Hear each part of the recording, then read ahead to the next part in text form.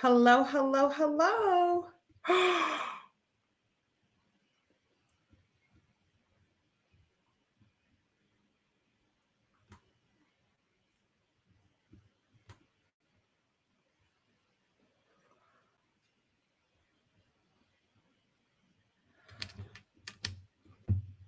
Oh my gosh. You guys, the file did not save, but like how much longer do we have? let me just double check. This is a mess.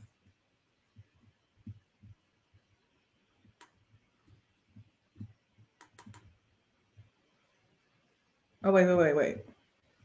No, it's not all the way saved. Ooh. I don't know what I'm gonna do. You know what? I have all the parts. Oh, but I wanted to give you guys a fancy slideshow because I'm extra. Gosh, this just makes me mad. Okay,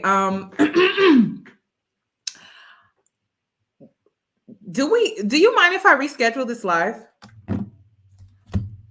Because this file did not save. And it's saying it says 66%. I just know if I go live, and you guys, it's been rendering for hours. I just knew it was done, but it's not. No. Y'all don't understand. If I don't wait, it's so much missing from this. But I can at least do my introduction. You guys, I mean, I came prepared. Okay. Y'all have me taking notes for a few days. Okay. Okay. So you guys can decide.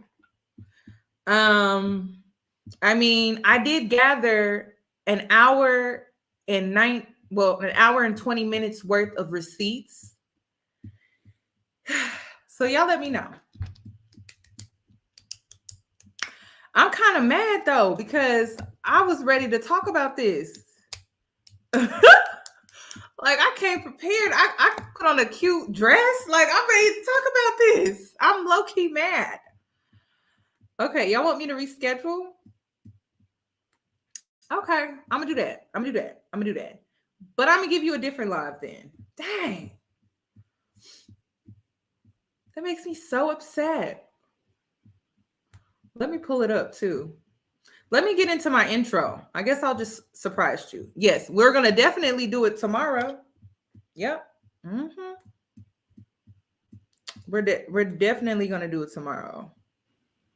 I just had to add in some last minute clips because they go live like every day.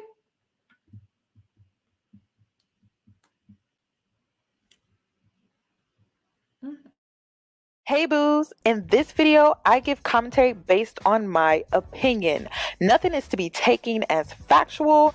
We are just here to have conversation. We don't expose and we don't sip tea on this channel. I'm giving you real talk straight, no chaser. Let's see if you can handle it.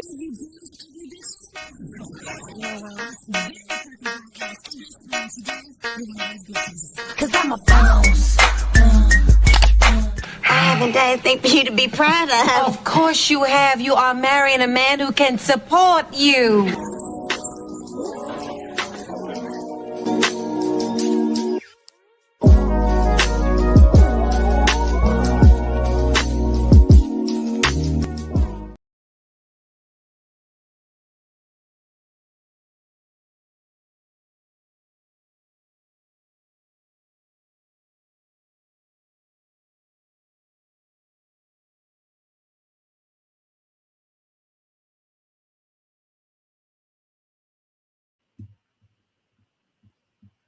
I don't even know why that's playing like that. What's going on? What's going on?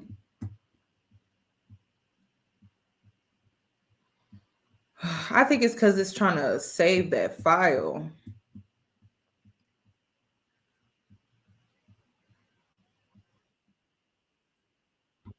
Okay, cool. Okay. Am I still on mute? I shouldn't be. My intro was playing in the background. It was real weird. I think we're good now. We should be great. Are we good? Okay, cool. I don't know, you guys. It's been rendering for hours, so it may not be done in 30 minutes. Yeah, it hasn't moved. So I'm going to move on. And I will just talk about it later. It's like stuck. I don't know what's going on. Okay, so I'm going to do this instead because I wanted to talk about this anyway. Let me share my screen. Because it made me upset, if I'm being completely honest. Like, it made me very, very, very upset. Yep. I was actually pissed.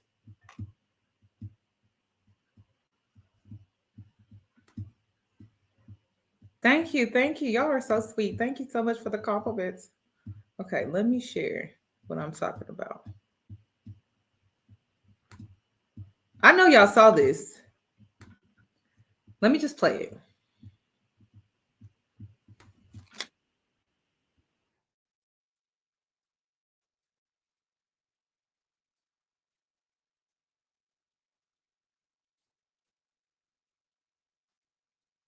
That's gonna negate what I'm saying. I'm an artist, okay? So when I'm on stage, my lyrics, everything that I do, I represent Christ, I represent myself, and I represent beauty, and I represent Black women that are bosses. No, Let girl, me land. girl. Let me land No. You can't land no more. That boss stuff. A man does not want a woman who says she's a boss. Sweetheart. Insecure men don't want a boss. No man. And I'm telling you, men who've conquered the world do not want this.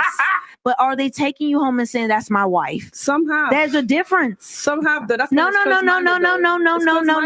No. You got a rebuttal to everything, but you're not digesting. You're hearing, but not listening. You know why it's important for you to listen? To you? No, not to me. Okay. To wisdom. So you talked about being a Christian, but it says the older women need to teach the younger women, and younger women need to listen and be submissive. But you know how many young women are not submissive to what men say? But you say you're a Christian woman. Okay. You can't be a Christian woman and buck against what men are saying. That is anti-biblical, is anti-God, is anti-Christ, and it makes you the great whore of Babylon.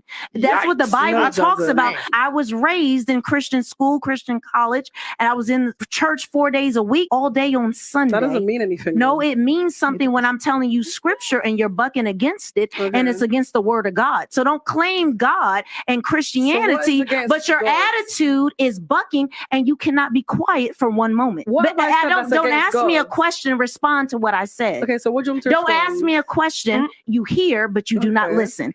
If you listen, you would know the questions I ask. The questions that you ask, I don't really have much to say to them. I'm going to be honest with you. But don't claim Christianity if you're not willing to submit to when men are telling you. A lot of women are Christian feminists. I'm not a feminist. No, you claim Christianity when it works in your favor, but you put down men and say, you're rebellious. Can I just You're ask, rebellious. when did I put down a man here? You're rebellious. When did I put down You're a man? rebellious, and I'm calling it out. You're rebellious. But when did I call You're rebellious. I'm not. You're rebellious. I'm not, babe. Don't claim Christianity. Don't You're rebellious. speak that over me, No, I'm speaking it over you. Even you talking now, you have no discipline because you can't sit and listen without opening your mouth. Because I don't feel like because you're rebellious. No, I'm telling you, you are antichrist and you are the Jezebel. Whoever has influenced you has told you you need to be this Jezebel and anti and rebellious. What we're not gonna do? You're not gonna tell nobody what we're not gonna do. This isn't your show. Don't tell nobody what we're not gonna do. Yeah, don't tell me what I'm not gonna do. No, but I will. You will not tell me what I'm not gonna do. Don't tell me what I'm gonna do. But is it your show? No, is it yours? Cool. It's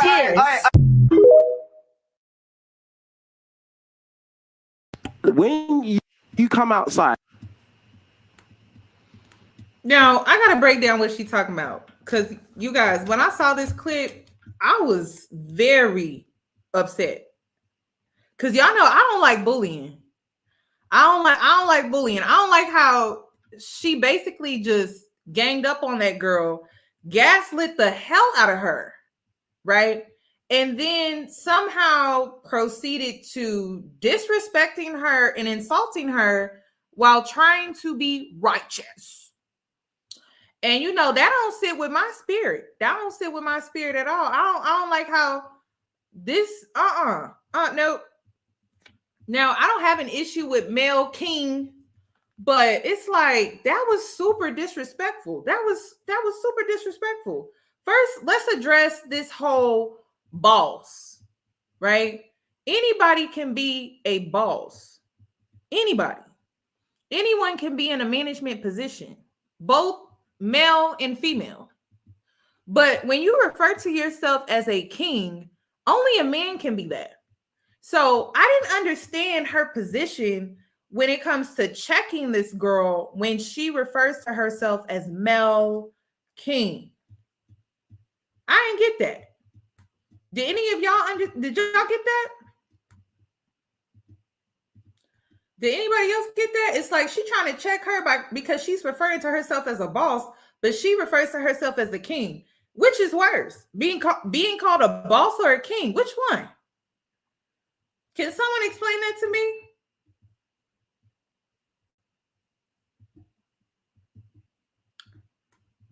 That was crazy. Y'all, that was what was crazy to me. I don't get that. Then she stepped into her masculine energy to berate and belittle this woman. I don't get that. I don't get that. She's 41. She's divorced. She's a single mother. And she's giving this woman advice. I wouldn't take advice from her. I'm just being honest. I wouldn't take advice from her. How I know she's not projecting her shortcomings onto me? How do I not know that? I don't take advice from people that are not healed. Because people who are healed, we don't project. That's number one, onto others. We definitely have our issues. We have our insecurities, but we don't project them onto people. We don't do that. She could have really been that older woman to give wisdom, but she didn't do that. Y'all, this is why I don't go to church. This is why. This is why I don't claim Christianity no more. This is exactly why. I do not claim that. These are the type of people that be in the church preaching the word of God.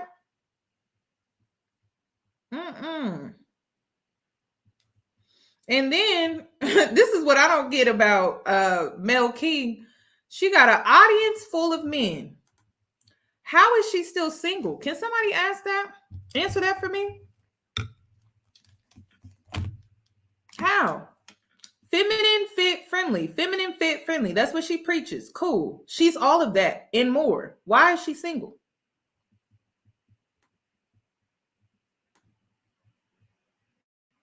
I don't get that. That don't make sense.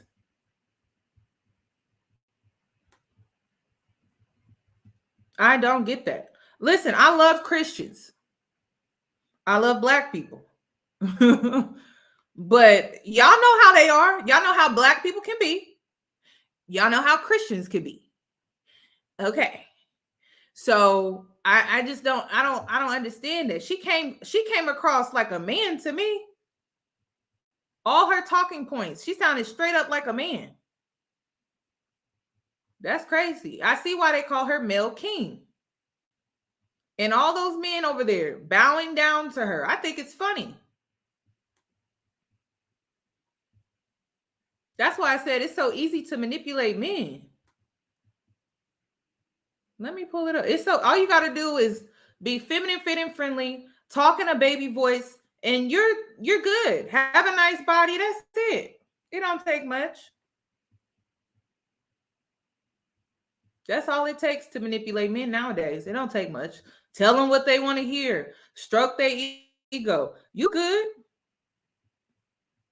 I'm trying to pull up her channel, but it's just everything is just moving super slow. I'm sorry, you guys. But I just didn't like how she did that, girl. That was not feminine at all. I don't know what that was. That was some mean girl, nasty, mean girl behavior. I just don't like that. That was bullying for sure. Like, I'm just like, what? Are we helping this girl? Or are we ganging up on her? I don't get that. I do not like that. Okay, I'm trying to pull up. Okay, it's just taking forever. I don't have time. So I'm just going to break down what she's talking about. With the blue hair, the eyelashes, the makeup, everything. Yes. It just screams like she's just one of those girls, bro. Hey, See girl. girls like. And listen, you see how he's judging her? Listen, I'm not against discernment, okay? Judgment is discernment, okay? Don't stereotype, though. Judgment is discernment. So if we're going off of what he looked like, let's be for real. He got these silver stuff in his mouth. I don't know what that is. Then he got this do-rag on his head. I think he has braids. I wouldn't date you either, sir. The only thing missing is a dangling earring. And all of these standards, I just want it to be known that all of these standards is according to white supremacy and white Jesus. I just want y'all to know that. All of it. White supremacy and white Jesus. That's what they mad about. White supremacy and white Jesus.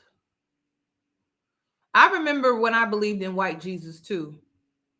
Crazy.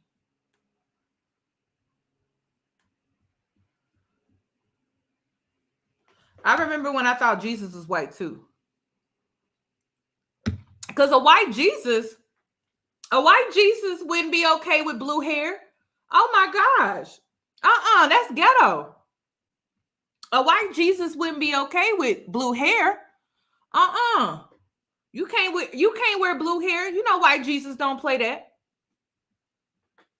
Oh my gosh. Don't dare wear blue hair, girl. Not up in that church. You don't do that.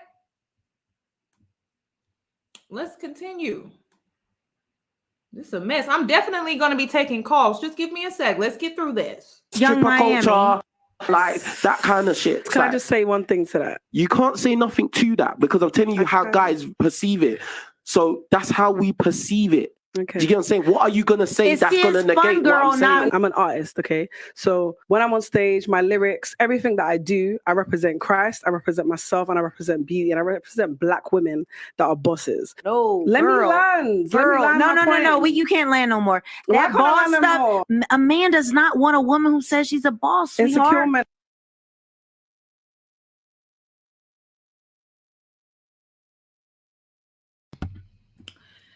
You know what's crazy about this? It's 2023. Women still care about what men think and what they want. I think that's insane. Y'all don't know how to make these men work. Y'all too busy trying to be what they want. They don't want you. They never want the girl that wants them or wants the girl that is trying to actively get them. They always want the girl that they don't want. I don't get that. That's not what a man wants. If that's not what a man wants, that's exactly what you should be. You know what's crazy? I just got done watching BMF. You know, the husband on that show ended up cheating on his wife, Christian woman, in the church, giving back to her community. He cheated on her. It's crazy. Y'all still trying to live up to what men want? Newsflash, they don't care. They do not care. They don't even go to church. Ain't nothing but single women in church. And y'all still care. That's insane to me. Gosh, that's insane to me. That's insane to me. I feel bad for Christian women. They don't got nobody to lead them because men ain't going to church. They're not even praying. Oh my gosh. They're not even spiritually in tune. I don't get it. These women still trying to perform. They're still trying to be perfect. They're still trying to live up to the standards of what men want. And it's just like, there's so many examples out here that when you become what they want, They don't want you. I don't get it. I don't know why women are still trying to be the perfect woman. Like, stop that. Please stop. It is 2023. These men cheat. If they want to, that's what they're going to do. So, in my opinion, if I were you, I would just be myself. I would just be myself. That's it. Because if you're going to cheat on me, I'd rather you cheat on me, right? Not this thing that you want me to be. I want you to cheat on the real thing. Because let me tell you something. The real thing would leave your ass. That's exactly what I would do. And I would have to really fight not to whoop your ass on my way out. You get what I'm saying? If I was going to get cheated on, I would want you to cheat on the real thing. Not this baby, feminine, fit, friendly woman. Like, you gonna get this mouth. She teaching women how to be doormats. That don't work. We've seen that. We tried that. That didn't work. Go back to the drawing board. They do not care. Soon as they label you wifey material because you're a Christian woman, you can recite scriptures and prayer and all that, blah, blah, right? They cheat on you. You're not fun enough. You're just not fun.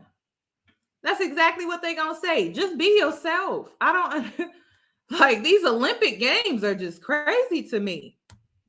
No, man. And I'm telling you, men who've conquered the world do not want this. But are they taking you home and saying, that's my wife? Somehow. There's a difference. Somehow. That's No.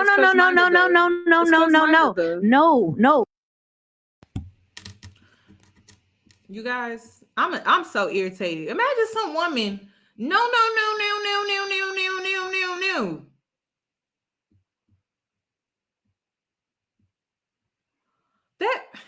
Let me tell you something. Y'all want to know what a con artist is? They all over the internet. They all over these podcasts. Con artists have all the answers. It's just like when they try to hustle you at the barbershop, the beauty salon, hell, in the hood on the street corner. Hey, I got what you need. I got all the answers, right? And you like, oh, no, I'm good. I don't need anything. And then they be like, you sure? You sure you don't need anything? I got what you need. Just ask. So then you say some out the water type stuff. Like, I don't know. You need a toothbrush, right? And he was like, oh, I got that. It's going to be $20 though. That's what a con artist is. They hustle you. They feel like they got all the answers to everything. Yet their life is still a mess. That's what a con artist is. Y'all need to understand that. So when these people come on these podcasts and they try to make it seem like they have all the answers, that's insane. When the pandemic hit, who had the answers then? Nobody. Nobody. The government didn't. The news didn't. Nobody had all the answers. We was all sitting around in a circle like stuck ducks, just waiting like, damn, what's going to happen next? We didn't know. If the pandemic didn't teach you anything, everyone living on this earth, they don't got the answers. They don't. Nobody, not one person. And the ones that feel like they do, they miserable as hell because life ain't going the way that they want. I think it's funny. If the pandemic didn't teach you anything, it's to live. Get your own experiences. Take risk. Put yourself out there. Meet new people. Heal. Work on yourself. Level up. Become your best self. That's the best thing I got for you. I don't got nothing else outside of that. Because they trying to sell you guarantees like scripture is going to guarantee you a man. It may guarantee you a narcissist, but it ain't going to guarantee you a healthy relationship or marriage. It's just not. It's not realistic. I'm sorry. And like I said, the girls that feel like they got all the answers, they the most miserable because life is not going the way that they want. It's just not.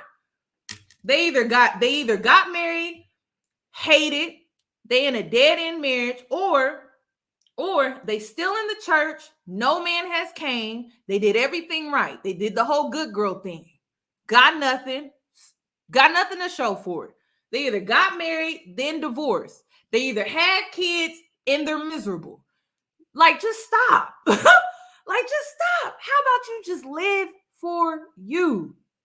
If that includes a man, great. If it includes marriage, I'm happy for you. If it includes kids, great.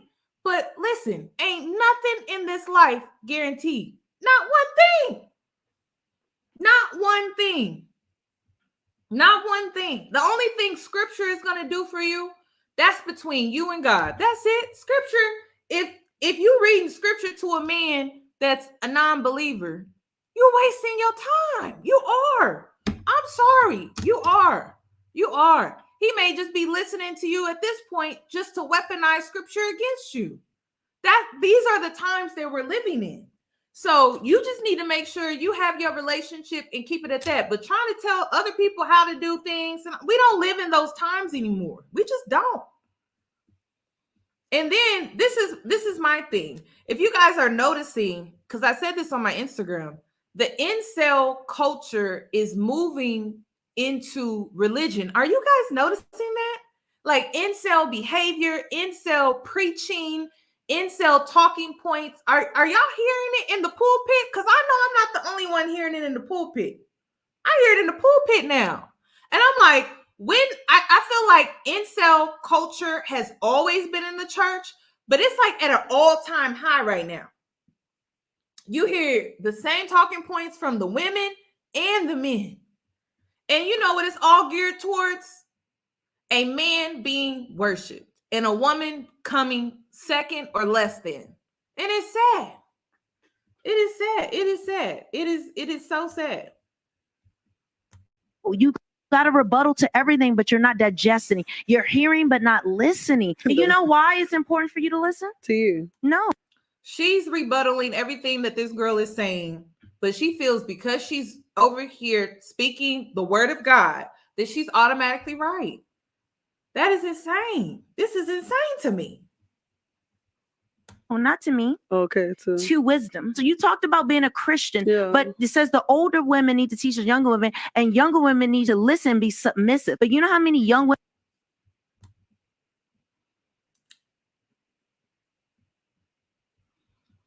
You guys, I've seen women in the church be submissive and did everything, like I said, did everything right. It didn't guarantee them anything. I'm not saying that you shouldn't honor your husband in marriage, but this girl ain't married. She's single. I don't get that. She don't got nobody she needs to answer to. That's what I be talking. If you are a single woman living like you're married, something is seriously wrong with you. I'm sorry. You need to go outside so you can be seen. And I'm not saying just go outside and just be out there any type of way. I'm saying like just go outside and let your hair down. I didn't say go outside and get in a dusty's face. I didn't say go outside and allow a man to use your body. I said just go outside. Just go outside so you can actually be seen. But this trying to be the perfect woman, this Miss Submissive, who is she being submissive to? Is she not married? She's not even married. This is weird. This is the type of grooming that goes on in the church. And that's why you be seeing a lot of Christian women in narcissistic relationships with men. Oh, let's talk about it. Y'all gonna come up here and talk about it in a sec. Let me finish. Women are not submissive to what men say, but you say you're a Christian woman. Okay. You can't be a Christian woman and buck against what men are saying. That is anti-biblical, is anti-God, is anti-Christ, and it makes. Excuse me, a man has to be worthy of he has to be worthy of submission. That's number one. Number two, he has to submit to God's mission. What's the mission? None of these men can tell you. I can tell you that they don't have a mission from God. They haven't even submitted. So why would a woman submit to a man that has not done the work on himself and has submitted to God? Isn't that the process? Like, it's like, okay, a man leads, great, but a man also submits to God, right? He lives his purpose throughout his lifetime to honor God. Great. All right. So if he doesn't do that, she's not supposed to submit to that man. That man can lead her straight to hell. We got to be careful about what we're saying on these platforms. We do. We have to be careful. This woman has to find a man that is living according to God, honoring God, and has submit to God. Then through marriage, she can submit back. But it's only through the eyes of God that has to be done. So she leaving off all of that. Like, she about to send this girl out into the world and just get used the hell up. I'm sorry. There's church and then there's street. And they're separate. They're very separate. And even in church, you still have to worry about the people that go to church because they coming from the street. So you can't just, that's why, like, you guys, this whole femininity thing, it can be very dangerous for women. If you're not in a safe environment, if you don't have protection, you don't need to be in your feminine energy. You're not in a place to be in that. You have to actually be in a place where you're safe, you're stable, and that is emotionally, mentally, and physically before you just let all your defenses down. So I don't get that. I don't get that at all. Like, you can't just let everybody have access to you like that. You can't just let your defenses down. Not in this era of demons literally running rampant through the Black community. Like, you can't do that. I'm sorry. You cannot do that. You need to protect yourself.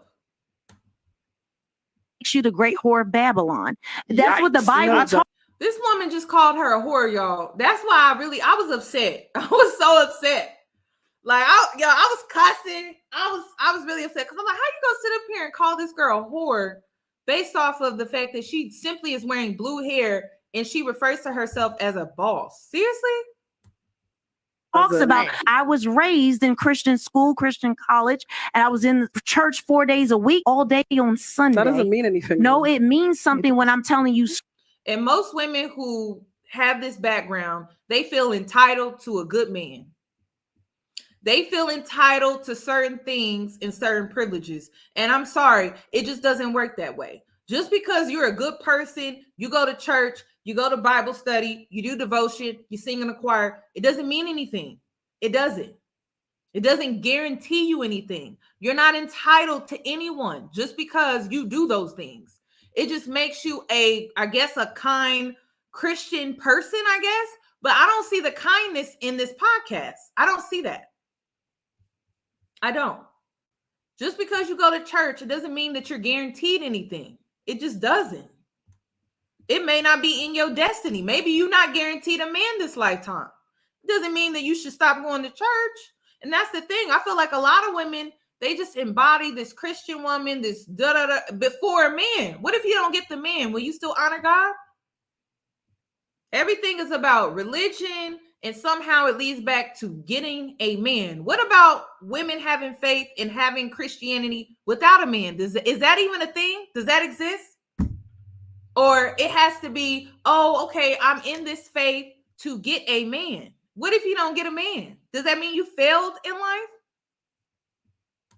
Scripture and you're bucking against it, and it's against the word of God. So don't claim God and Christianity, but your attitude is bucking, and you cannot be quiet for one moment. But don't ask me a question, respond to what I said. Okay, so what do you want to Don't ask me a question. You hear, but you do not listen. If you listen, you would know the questions I ask. The questions that you ask, I don't really have much to say to them. I'm going to be honest with you. But don't claim Christianity if you're not willing to submit to when men are telling you. A lot of women are Christian feminists. I'm not a feminist. No, you claim Christianity when it works in your favor, but you put down men and say, you're rebellious. Can I just You're ask, rebellious. when did I put down a man here? You're rebellious. When did I put down You're a man? rebellious, and I'm calling it out. You're rebellious. But when did I call a You're man rebellious.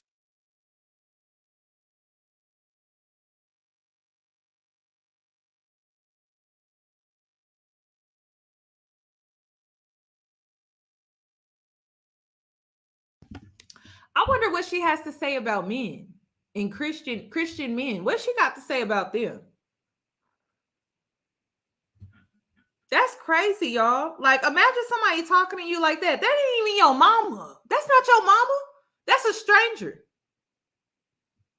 Oh my God. Oh my gosh, y'all.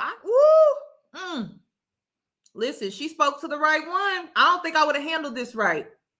I don't. I feel like they set this girl up. I feel like they ambushed her. I feel like they brought Mel King on and set this girl up knowing that she was going to do that. That's why I don't do podcasts, because you're not about to ambush me. And even if you tried, I'm walking out. I'm leaving. I will unplug and walk out. I don't got time for this. That's what I'm saying. Black people don't know how to have conversations. Y'all don't. Y'all think insulting people, belittling people, and talking down to people is communicating. It's not. That's not communication. That's not effective communication. It's just not. It's not. Like, that's why I'm very selective. I'm very, very selective about who I'm going to bring on and conversate with, because y'all don't know how to have conversations. Y'all think belittling, insulting someone, calling them out their name is how you communicate. And it's not. Y'all don't know how to communicate. That's why y'all need to go to therapy, so you can learn how to effectively communicate. And you know, that involves listening. Yeah, it does. Effective communication actually involves you sitting and listening so you can thoroughly understand a person before you just chime in. I'm just saying. I don't feel like Black people know how to communicate. You're rebellious. I'm not, babe. Don't claim Christianity. You're rebellious. Speak that over me, no, I'm speaking it over you. Even you talking now, you have no discipline, because you can't sit and listen without opening your mouth. Because what did she allow this girl to speak, or am I tripping? This girl, she hasn't been able to get out a full sentence yet. Am I tripping? Not a full sentence. This is crazy. That's why I was like, y'all, this made me upset. I'm like, is she for real? I don't feel like because you're rebellious. No, I'm telling you, you are antichrist and you are the Jezebel. Whoever has influenced you has. She called her a whore, antichrist, and a Jezebel. Just so you know. Told you need to be this Jezebel and anti and rebellious. What we're not gonna do? No, you're not gonna tell nobody what we're not gonna do. This isn't your show. Don't tell nobody what we're not gonna do. Yeah, don't tell me what I'm not gonna do. It's crazy because this ain't her show. Like, this is not her show. She may refer to herself as Mel King, but this is not her show. This is King Richez's show. No, but you will not tell me what I'm not going to do. Don't tell me what I'm going to do. But she can tell her what to do. Like this, y'all. No, is it yours? Cool. Okay. It's his. Well, now we know why Mel King is single. She's super religious. She probably not even fun to hang around. Just being honest with you. She's super religious. She probably not fun to hang around. Damn. Imagine being in a relationship with a woman like that. I couldn't even be friends with her. I ain't about to listen to that mess. Just super judgy, nasty, and mean. Who wants to be in a relationship with a woman like that? She don't even seem fun. Damn. She don't seem fun at all. Golly. That's why, listen, if you are a Christian woman, it's okay to go outside and let your hair down. Stop being so uptight. You know, crack a smile. Laugh. Joke. I didn't say have sex. I didn't say get pregnant. I said go outside. Let your hair down. Stop. Take that stick out of your ass. Pull it out. And let loose a little bit. Damn. I'm like, gosh. And I'm pretty sure as soon as she sit down with a man, she's super judgmental. Men don't like that. They automatically gonna be super intimidated by you. They will automatically feel like they can never please you because you do everything right. You miss perfect. Golly, I wouldn't even want to be friends with the lady. Like, I'm just being, I wouldn't want to be friends with her. That's too much. That's exhausting. Now, listen, let's not do the whole, all Christians are not like this. It's just them ones, you know, them ones, you know, that's too much. I'm like, if that's how she is in a relationship with a man, damn. Oh my gosh, that's a mess. So yeah, I'm telling you, she's a failed. Oh, she's a preacher's wife. Oh, wait a minute. I gotta go back. Let me go back. She's a preacher's wife. Ooh, wait a minute, because I didn't see that. That's too much. She's a failed preacher's wife, YouTuber. She had multiple rounds of facial surgery and doesn't have custody of her kid. Sounds like a chameleon to me. I told y'all, I know a con artist when I see one. They try to hustle you. They got the answers to everything. That's a mess. Okay, I'm trying to put that on the screen. Hold on. Because nature's calling. Let me read her super chat real quick, just in case it was some information. Because dang. The title of the podcast on YouTube is called "This is Why Black Women Aren't Protected." Just plain disgusting. I'm not about to give them the views on that. I'm sorry. I saw enough with that clip. Okay, let me add. Is it Neil? Let me add you to the live stream. Oh, wait a minute. Can you hear me? Oh, wait, I think you're already up here. Are you? I am. That's a mess. Can you hear me? Yes. How are you doing, sweetie? I'm doing good. Oh my God. I'm looking at this and I'm just shocked because you know why? I'm from the South, so women that talk I grew up around women like that. I grew up in a church like that. Oh, you did? I grew up like that. Oh, absolutely. It's vicious, girl. Yeah. Very judgmental. I can't believe she called her a whore. Like, they wasn't that bad. The calling people whore and harlot and all the rest of the other stuff, they weren't that bad.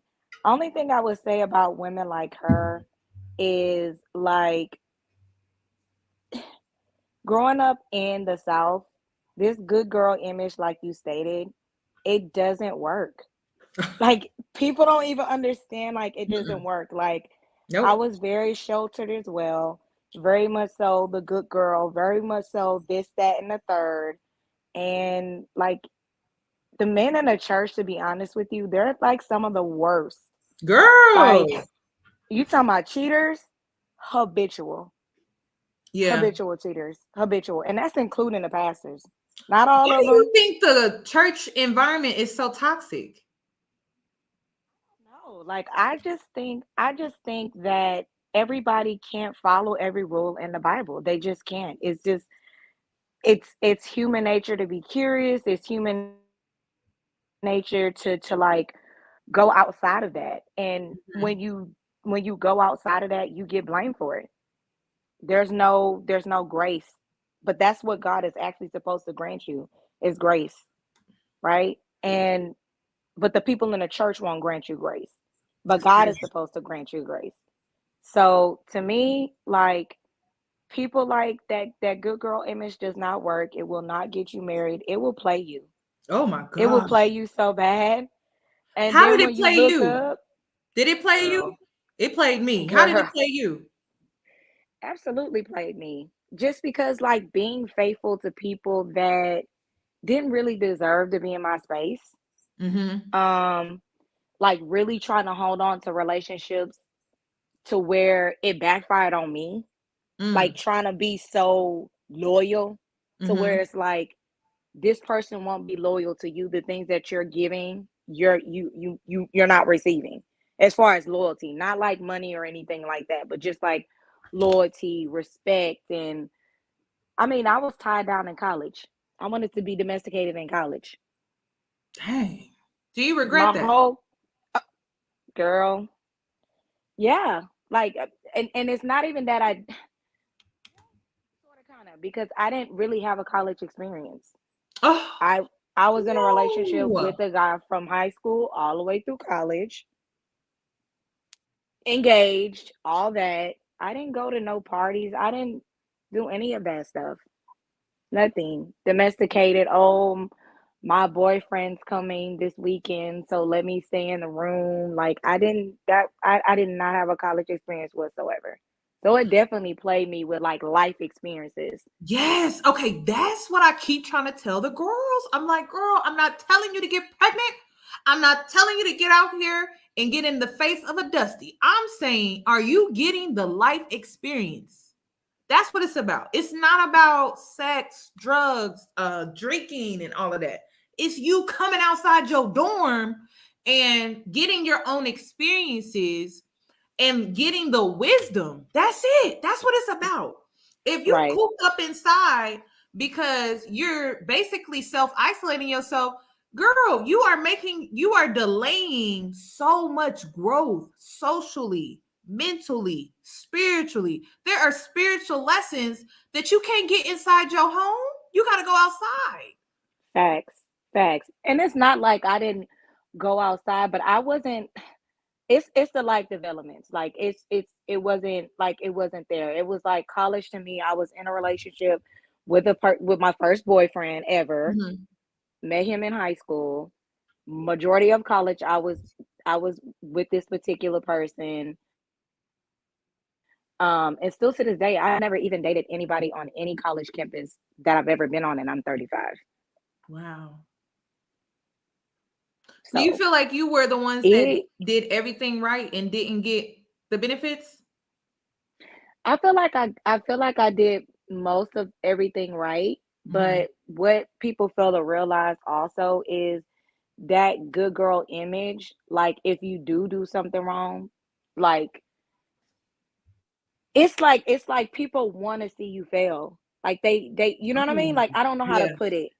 I know what Like you're talking it's about. like, oh, she goody two shoes. Like I can't wait till she get pregnant. I can't wait to Ooh, yeah. some da da da. You know, like something happens, Yep. and like you gotta watch what people speak over you and what you speak over yourself too. Because to be honest with you, when you're in that mind frame and when you're in the church like that, sometimes you are judgmental. I didn't know how judgmental I was Girl, until till I got caught up. girl, tell me about it. But you Yeah. know what? That's what it takes sometimes. It is what it is. That's what it takes sometimes. Sometimes it takes you facing yourself when it comes to your own shortcomings to not pass judgment on the next person. Just it is what it is. It happens to us all. So Absolutely. And it's a lesson. I think that's the biggest thing though. Like Mhm. if y'all in a church, just like you said, there's nothing wrong. There's nothing wrong with following God and all the rest of that other stuff. But that judgmental, I Mhm. mean, that needs to die. Oh my God. That's not even what God did. And God used the worst people in the Bible. I know. What Bible are you even reading? He used thieves, he used liars, Ooh, yes. he used fornicators. So like I don't like he granted them grace. He was there for the people that were sick that needed help. He wasn't there for the goody two shoes for the and not to say he wasn't, but what he really sought after was people that were not perfect. Yeah. And the imperfect people have favor by God. That's why I like the stories in the Bible. They're very inspirational stories. It's like a lot Mhm. of the stories in the Bible that are told, it's coming from a place of being an underdog, an outcaster. Absolutely. There's a struggle associated with the story. And so it's like I really gravitate towards that.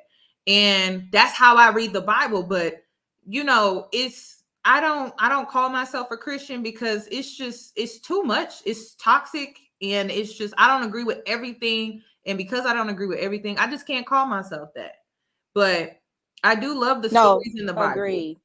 Mhm. Agreed. Agreed. I love After like I Psalms. said, after I got caught up, it was a whole different mindset. Because now the judgment that you passed off on somebody else can be passed off on you. Yeah. Yep. Yep. Well, thank you Yeah. so much for coming up here and Well, that's all I have to say. I know you got a room full. I So do. go ahead. Thank you, Yanni. Thank you. You enjoy the rest of your night. Bye. Bye-bye. You too.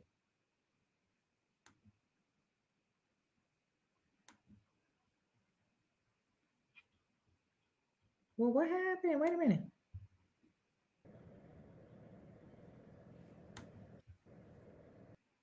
Miss Queen. I don't know why it's not adding.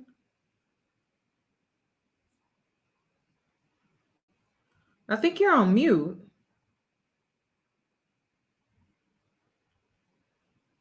Hello?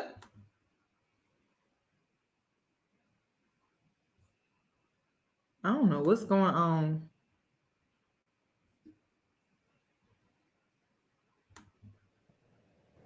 Hello? I don't know why. Okay, Queen? Yes, can you hear me? Lord. Hello? Okay, I don't know why I keep adding her, but she's not staying. Let me try it. The FM? Hello? Can you hear me, I think you're Yoni? on mute as well. I'm not Oh, on. I'm wait. not on Okay, mute. both of y'all up here. Can you hear me? Queen? I can hear you. I can hear you, girl. Yoni can't hear us. I'm not. The stream don't hear us, but I don't know why it's not working. Yoni, they try to mess with your stream. Queen, can you hear me? I can hear you. I'm good. I can hear you, Yoni. I would say yes, but I got a scarf on. I can't get on the camera right now. Oh no, you're fine. Oh, she can hear me. Oh, okay. Yes, we're good. Okay then. Go ahead, Queen. Okay, I don't know if y'all can hear me, but I just wanted to say something about the whole religious thing. Oh, we. So, so actually, my first I guess dip into religion. My father was a pastor, and we had this Christian family and whatnot, whatever. But it wasn't to the extreme of what I had after my adoption. I got pretty much adopted into these they were Mennonites, so they're kind of like the Amish religion a little bit, and they were horrible people, absolutely a disgrace. God. So these people, they pretty much trafficked us, me and my baby cousins, and they played the whole godly role of the white saviors coming in to our foreign country and saving some children and giving them a better life. Whoop-de-whoop. So these people actually not only completely, I guess, lied to my parents, but they also tortured us when we came to the U.S. Oh my They had I don't know if y'all know where this place is. Maybe some people in the chats know, but we lived in Estacada, Oregon. So that's actually a sundown town, Yanni. I was like, girl, Oregon. I'm like, I don't know too many Black people that live in Oregon in general, but So yeah. So it's just everybody over there white. We were there was 3 of us. We were literally the only Black people we would ever see, ever. And the church we went to, completely white. These people were having relations with their cousins, marrying their cousins, procreating with their cousins. Oh my God. Sometimes even siblings. Yeah. So when people speak about religion, honestly, it's hysterical to me, because I find quote unquote Christian people, not all, right, but to be one of the most manipulative, deceptive. They usually have some deep, dark, nasty secret that they're hiding, or trying to use God as a shield. I'm a good person, or I go to church. You think it's similar to being fake nice? Yes, I feel like it's a form of if I do good, whatever I do in the dark, God won't really say anything when my time comes, because I did all these good things. So even though I was shady behind the scenes, the way I portrayed myself to the world, I did good, I guess. We were also kind of like that for them in the church, because we before we got adopted, her own mother even told her not to do it. Her own mother was hesitant about it. She was like, why are you going across the other side of the world adopting these kids? There's kids here, adopt somebody here. Why are you trying to uproot somebody's whole situation with you? And mind you, this woman, I get it, it doesn't matter if you can have kids or not, but this woman already had 5 or 6 of her own kids. So I don't know what exactly her reasoning was to do all of this, but maybe I don't know. But when we came here, we were pretty much paraded around the church, in front of their friends. People were touching us, playing with our hair. Oh my God. They were, what else? Oh, they were asking like weird questions. I couldn't really understand very proper English, but I could get some things, and it was very creepy and it was very weird. And there was even like the pastor was even weird. He would call me like he had me like chaperone him, I guess, during Sunday school when he taught the kids or whatever. He would have me like sit on his lap sometimes during like when he's talking to the other kids, like be like patting my back or stroking my back or whatever. And like I just remember being so freaked out, like really like what is like what's happening? When am I gonna go home? Where are my parents? Oh and my so God, I'm sorry you went through that. That is horrible. yes, these What do you people tell? also. What would you tell a woman or a listener Mm-hmm. if they ever experienced something like this in their childhood? What would you tell them? I would say, in like probably like the most sincere way, like you're not stupid. Like you're not, if you feel something is weird or like your spirit is unsettled or you just have something telling you, that is your intuition. Listen to it, because you're not wrong, or you know, investigate it at the least. You know, don't just be okay with whatever people are telling you, whatever people are doing to you. And you're not wrong for questioning people. Don't make them feel like, oh, you don't trust me because you're questioning me. No, like I need to know myself as a being, and my spirit needs to know. So I'm going to investigate whatever it is. And also, I would say, like, I believe in God, but I'm not the kind of religious where it's like go to church.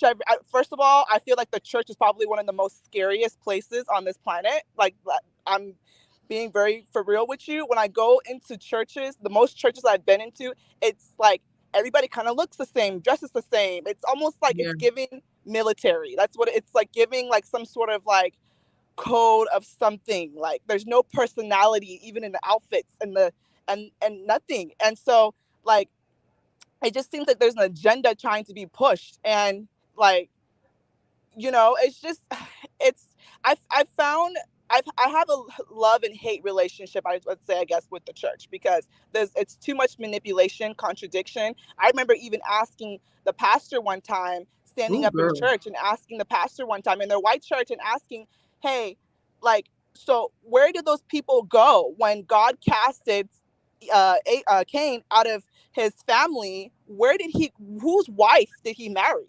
What happened with that? Who were those people?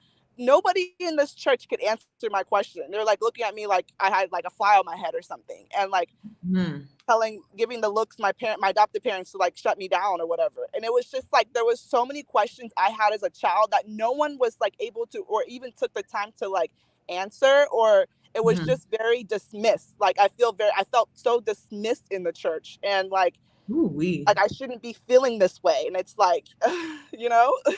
This is my last question. Yeah. So where are you today with your belief system? Like I said, I definitely believe there's a higher power, and I definitely believe that there's a reason that we're all here. And for me, like I do I pray, I manifest, I try to live a honest, good life and treat others, you know, do the whole whoop-de-whoop, you know. But I also realize that we as human beings, like,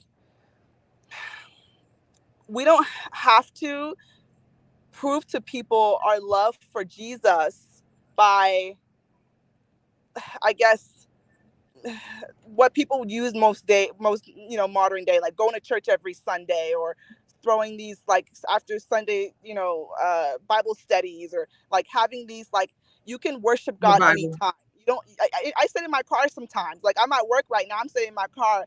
I do security, so I'm at a construction site. But like I said, I pray. I talk to God. I don't need to do all those things to prove to somebody that this my love for God. You know what I mean? And how I choose to live my life and show my love and appreciation, it can be different from yours, and that's okay too. You don't need to judge me or make me feel less of a person or less lovable because I don't choose to worship God the way you do. I don't know, you know. It's like if I'm not doing it their way, then I'm going to hell, and it's just really weird. So, but God, yeah, and then on this topic where the girls, it just like seemed like once again dismissed. Like I said, when she couldn't even talk. And that's exactly how I felt in this church. Like there was just nothing I could say. It was just like something else.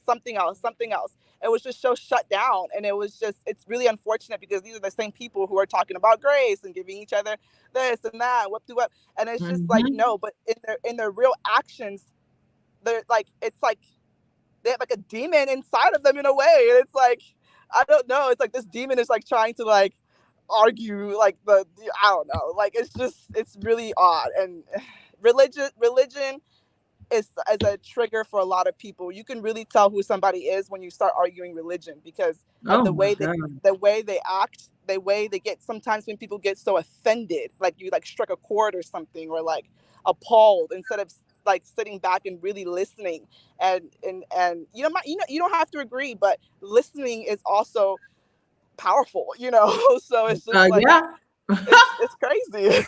It's crazy, Yoni. Well, thank you, Queen. I really do appreciate you coming up here and sharing. Absolutely. It was so good talking to you, and you have a wonderful, safe night. You too. Thank you. Bye. Bye-bye. Okay, the FM, you're up next.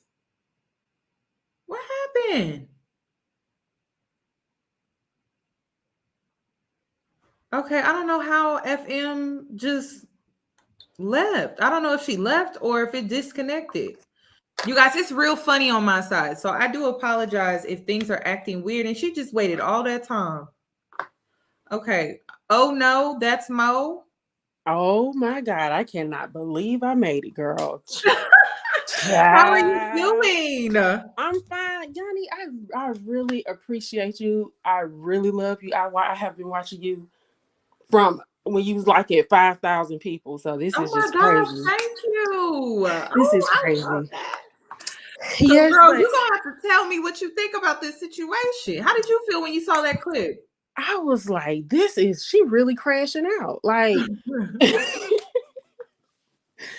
it's crazy because I didn't grow up religious, but my mom did. And my grandparents, they were, I don't know if you ever heard of holiness. Holiness. Like just holiness, like the word, or just holiness like something else? It's a Christian. They're Christians, but they consider themselves the most holy of the Christians. So they're called. Oh no, girl, this is new. Go ahead. So my grandfather and my grandmother, they are holiness, and so my mom, she grew up holiness, and when, mind you, usually pastor kids, they just turn out interesting. They're no exception. My mom and her siblings are no exception to that. But I say this because I went to my grandfather's church, and I take risk with my style. So I had shaved my hair, I had all color, and it was faded and stuff. Ooh-wee. Tell me, and I was cute. And mind you, with holiness people, the women, they have to dress in long dresses, they have to cover their heads. They don't wear makeup, they don't wear jewelry. The only jewelry that they may wear is a wedding ring.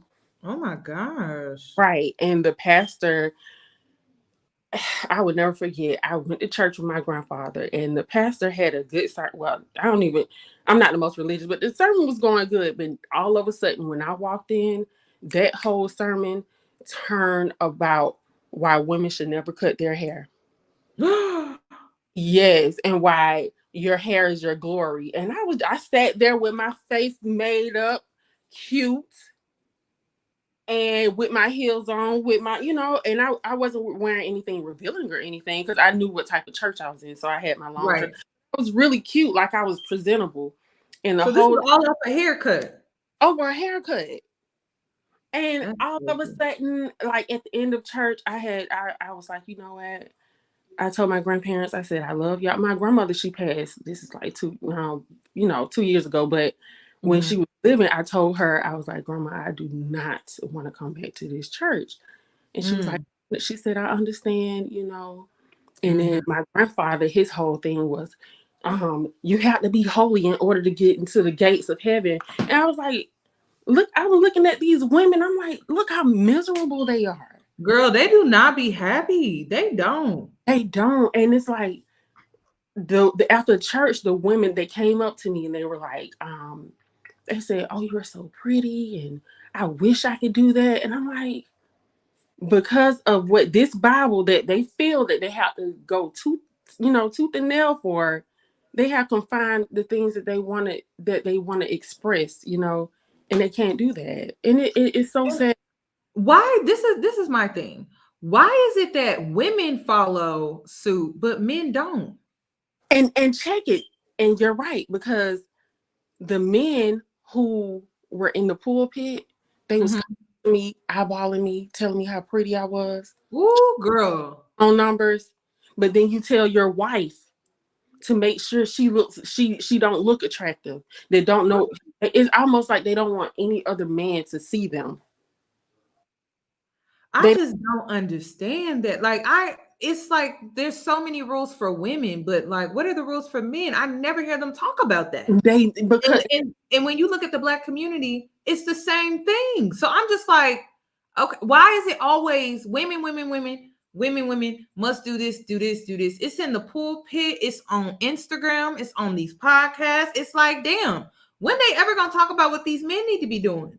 It's so sad. And then, I don't want to bring my parents and information into this, but my parents, I'm 38, and my mom got married at 20. And it was almost like they weren't taught to date. My mom wasn't taught to date. Taught to, if you're showing interest in this man, he needs to marry you. Y'all, and that's how it was.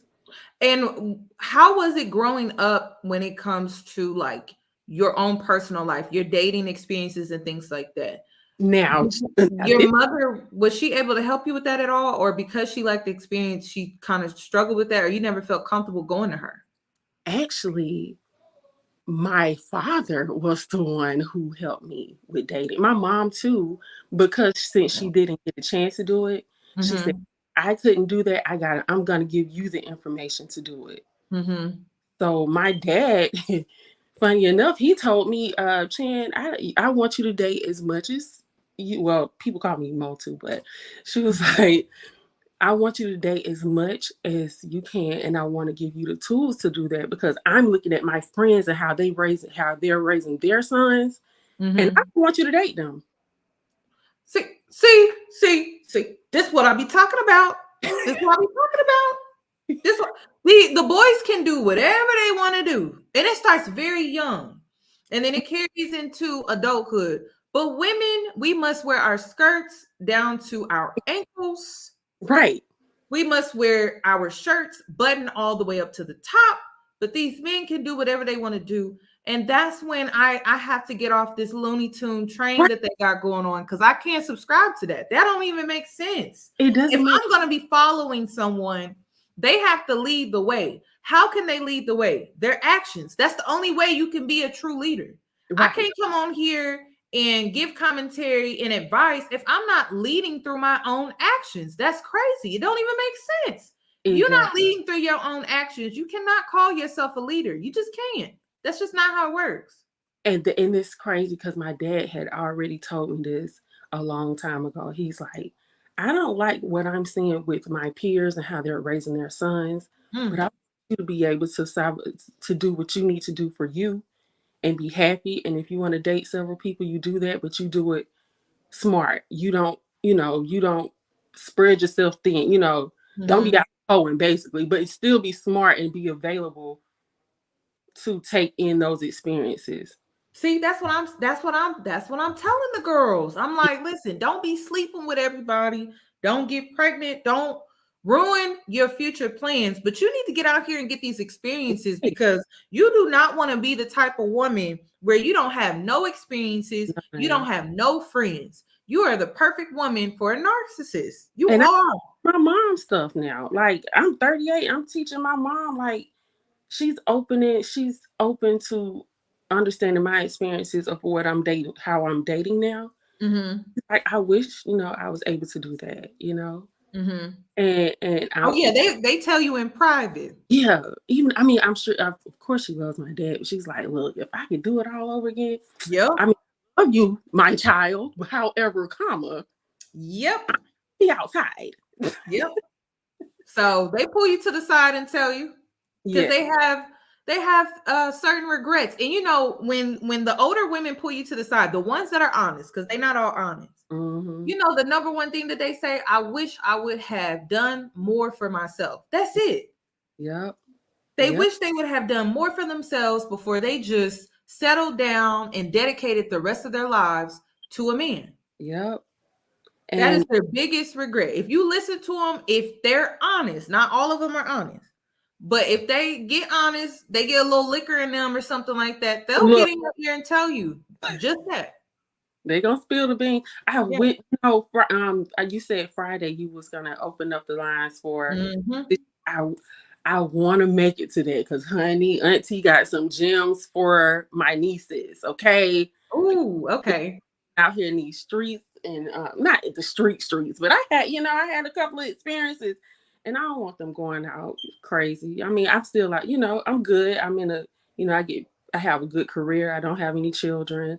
I still have a beautiful life, and I date whomever, and but I wanted to, call in for that too, because honey. Okay. We'll be here Friday. It's gonna be around 3:30 Central Time. Okay. Okay. Thank you, Mo, for coming up here and sharing. You're welcome. Oh my God, I love you. Bye. Bye. Love you too. Okay. Is it Cheyenne? Hi. Hello, sweetie. How are you? Good. What would you like to add to tonight's conversation? Okay, so watching this, it was kind of triggering. Ooh. And it brought me back to the moment where I lost my virginity. Ooh. So yeah, at the time, my grandma would take us to church, and I was getting into my spirituality, like I was finally having a relationship with God, but it was really more so based on the fact that like it was centered around my grandma and what she wanted for us at the time. Like she wanted us to be in the church and stuff. Like my mom wasn't really on that wave at the time, so my grandma was facilitating, like bringing us to the church. Okay. And so being in that community, I remember thinking, okay, this is good, like everything's good so far, but the way they would just talk down, like I felt like I couldn't relate in any way. And I just felt like when I lost my virginity, I remember feeling so alone, like even though nobody knew, because I didn't tell anybody, of course, but I just remember feeling so isolated. I was like, yeah, I'm going to hell for sure, because this is what they're telling us, like, oh my God, there's no redemption for me, like it's just over for me. And I remember just feeling so alone, even though I'm supposed to be a part of this like community of people that's supposed to be loving. And it was just like a really, really like hard and traumatizing time for me. But why do you associate this is how you lost your virginity? Like, was there a conversation that led up to that? Well, yeah, okay. So we would have like youth classes and stuff like that. That was separate from like main church sessions. And in those sessions they would really like hound into us like purity and like what it meant to be pure, and if you do this then you're not going to be accepted, and just those kind of talks. And so it just really like I connected my sexuality and like experiencing and exploring my needs with like negative thoughts and like feelings, because we were taught to essentially like suppress those feelings. And so now were the men or the boys in the church, were they doing the same thing? It's like we were all together, we're all getting the same like lessons, but the repercussions, the boys didn't face the same repercussions that the girls did. Of course not. So they were like, it's like, say this guy got a girl pregnant, like he would be enabled, like he would be coddled about the situation, but a young girl in her teens, she would be like shunned, and they would just talk so bad about you, like just make you feel horrible. And it was just the way that this conversation happened, when like it showed me how like male centered the church was, especially when she was talking about you don't listen to men, so that means you're anti-Christ Oh and yeah, you don't girl. believe in God and all those stuff. And I'm like, what does that have to do with loving God? Like, I noticed like super religious people, they don't know how to separate like religion, right? Which you should apply to your life, but they don't know how to like just separate the two. Like it's not like everything doesn't have to be a religious conversation. Like, you know, those type of people where they're super religious to where you can't even have a normal conversation with them. yes. That's what she remind me of. That's traumatizing. That's the type of Christianity I grew up around, where it's like when you just needed someone to just talk to you, just straight up, like give you some Yes. real life advice, Yeah. they would always bring the scripture into it. And it's like, I get what scripture is saying, but what was your experience? Like, what did you go Exactly. through? Because Like, can you you just guys give me aren't some transparency? And it's like, they didn't know how to do that. exactly, especially the older women in the church. It's like, Oh, girl. you guys, a lot of them were not married. A lot of the older women in the church were single. So that too was confusing because it's just like, you guys have been through this. And instead of like enlightening us and just being honest, you would rather put up this facade and like essentially lead us down the same path as you guys, and where like you're shaming us and you're just making us feel horrible about ourselves. Yeah. And all for what? To be a part of what? Yeah. So yeah, it was just, I always equate that time in my life, like losing my virginity, to just horrible, like horrible Really? feelings. Yeah. Where are you at now? Like religiously, spiritually? So now I'm very spiritual, and I think what happened was my grandmother, she kind of made a shift too. Like there came a point between us where I was just like, can you just be real with me? Like, be real about your life. And then she just, I don't know, something in her switched as well. Like we both kind of grew, and she was honest with me and was like, you know what? Like, I don't want you to live the life that I lived, like marrying young, having all these children. My grandfather, she was cheating on her. Ooh. Like, yeah, I was very grateful that now, I'm very grateful that now she's really honest about things. And I think that's what's helped with my spiritual journey, because I'm accepting of the fact that I can come to God with the things that I'm going through, and I don't have to feel alone. But yeah, I'm in a good place spiritually. I think this is the best place I've been, Do essentially. you think your experience actually brought you closer to God, even though, you know, it wasn't the best I way think to be introduced to him, but or to the higher power? You know what I mean? Yeah, I think essentially it did bring me closer to God, because I was so alone. Like I couldn't Girl, I relate. I knew I couldn't talk to like the other women in the church. It was like I only had God to turn to in those moments. Like I would be like, God, am I really going to hell? Like, is Yeah, this you really had to what's go off of your senses. Yeah. I was like, there's no way. Like, I know that you love me. This is what the word says. Like, I was just asking for guidance, and I was asking for forgiveness because I was scared. But yeah, I definitely came closer to God because I couldn't turn to the other members in the community at that time. Well, thank you, Cheyenne. I really do appreciate you for coming up here and sharing. I relate to your story a lot, so thank you. Thank you for having me. You're welcome. You enjoy the rest of your night. Thank you too. Alrighty. Amber, you are up next, sweetie. What would you like to add to this conversation? Yes, I got picked. Yes. Hi. Hey, how are you? I love your Great, girl. How are hair. you doing? I'm well. It's the hair for me. Thank you. Thank Yes. you. You're So, what would you like welcome. to add to tonight's conversation? Well, first off, I love you so much. This is my second time talking to you. Thank I'm you. very grateful. You're welcome. I'm grateful to be picked today. The first thing I want to say is I'm definitely so sorry for everyone's experiences with the church. And I identify as a Christian woman. I say the first thing, like the Bible talks about it all the time, about wolves in sheep's clothing. It talks about how like even Satan knew the scriptures and would throw it at Jesus and he have to throw it right back. It talks about how there are a lot of false prophets, false churches. And I think that's the trouble, like when we're in a really messed up world and you take people who are trying to do the right thing and figure it out, but they have their own demons and their own traumas, right? All coming together collectively.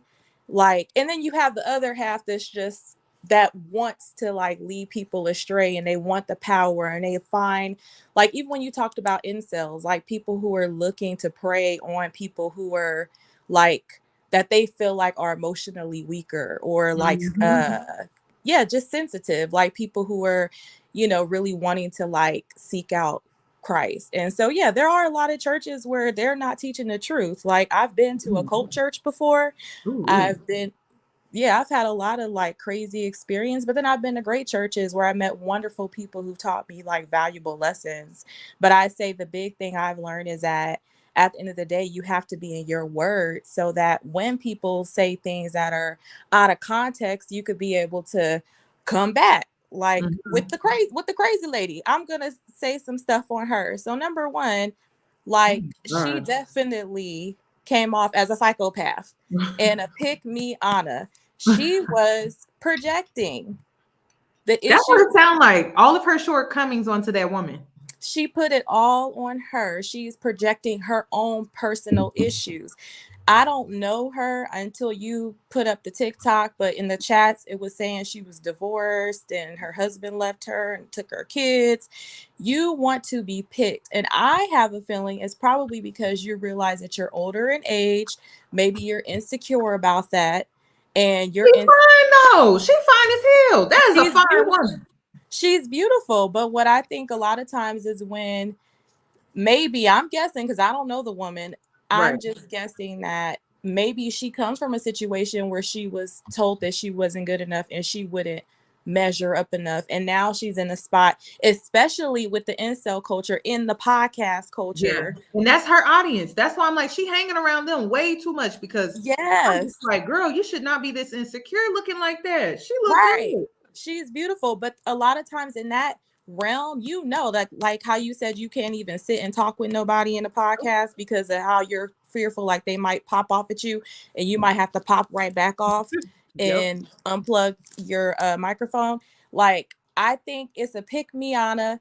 I want acceptance. Accept me. It's all screaming pick me.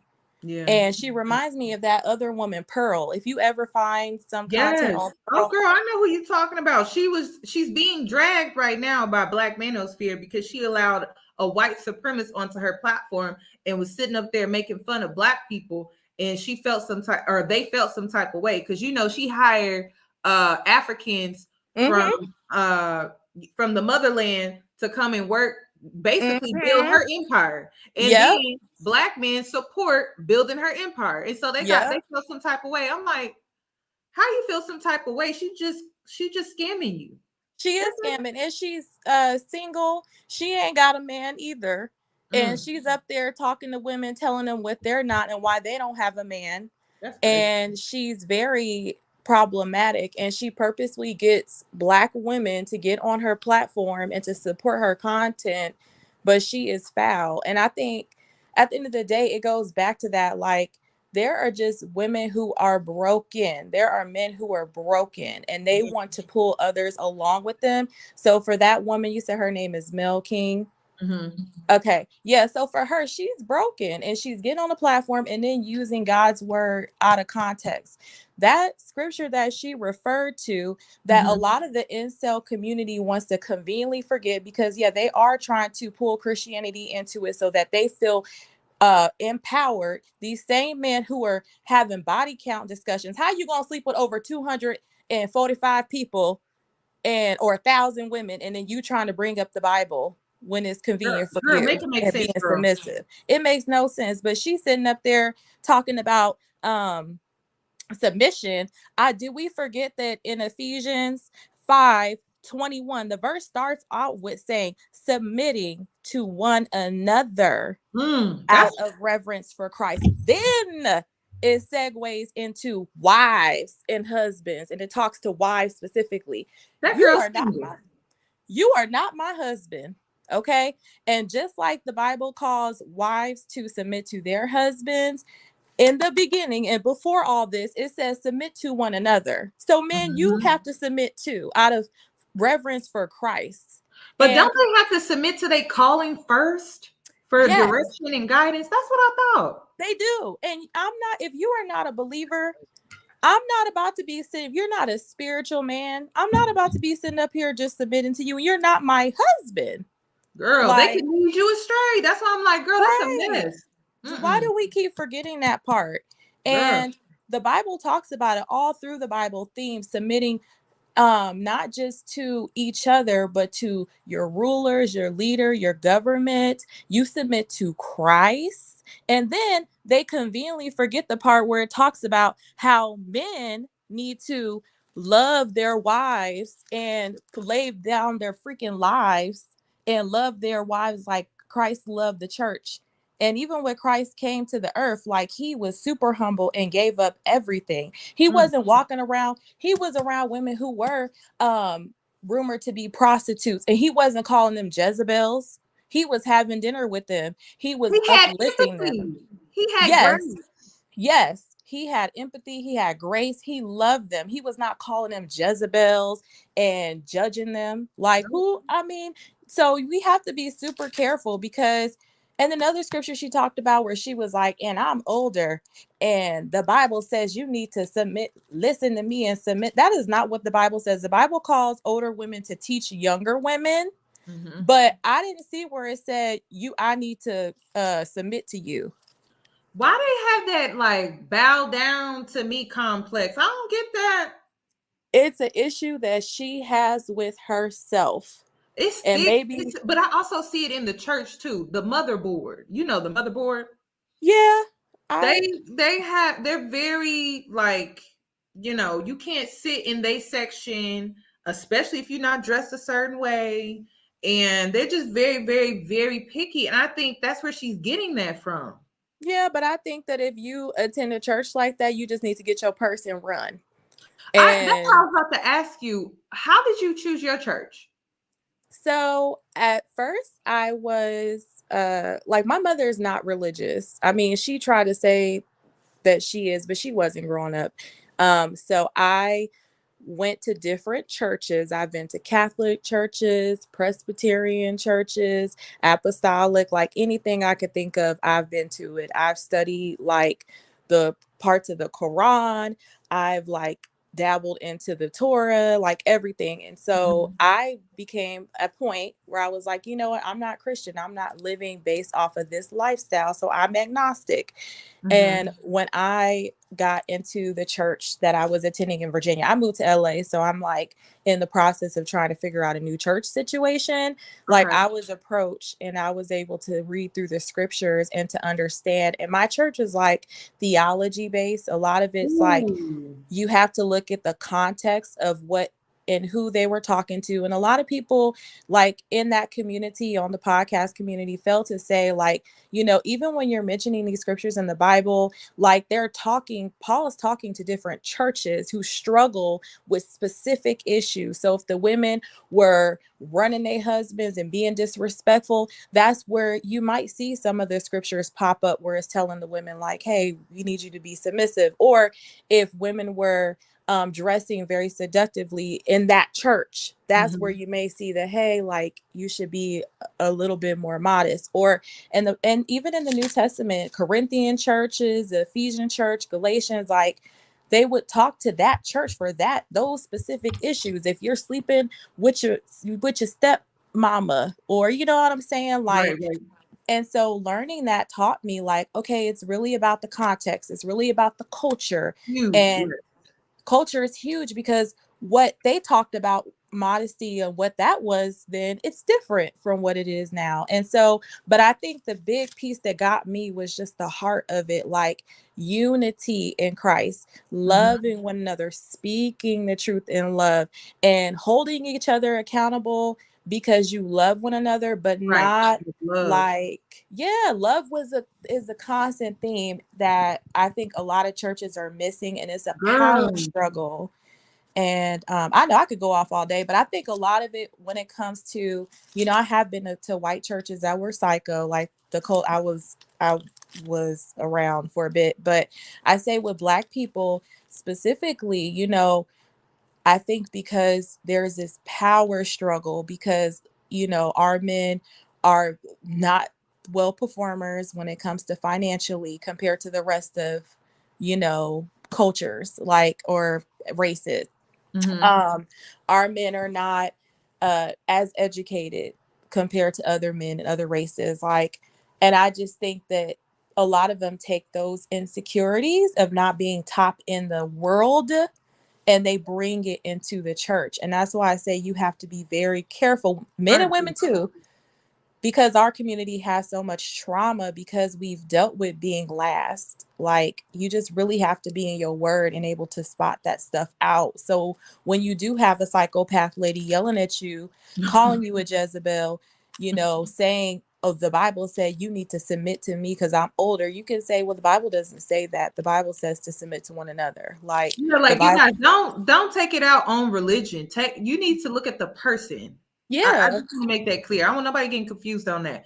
And the reason why I say that is because regardless of what you believe, I feel like a religious background is a good background to have. I do.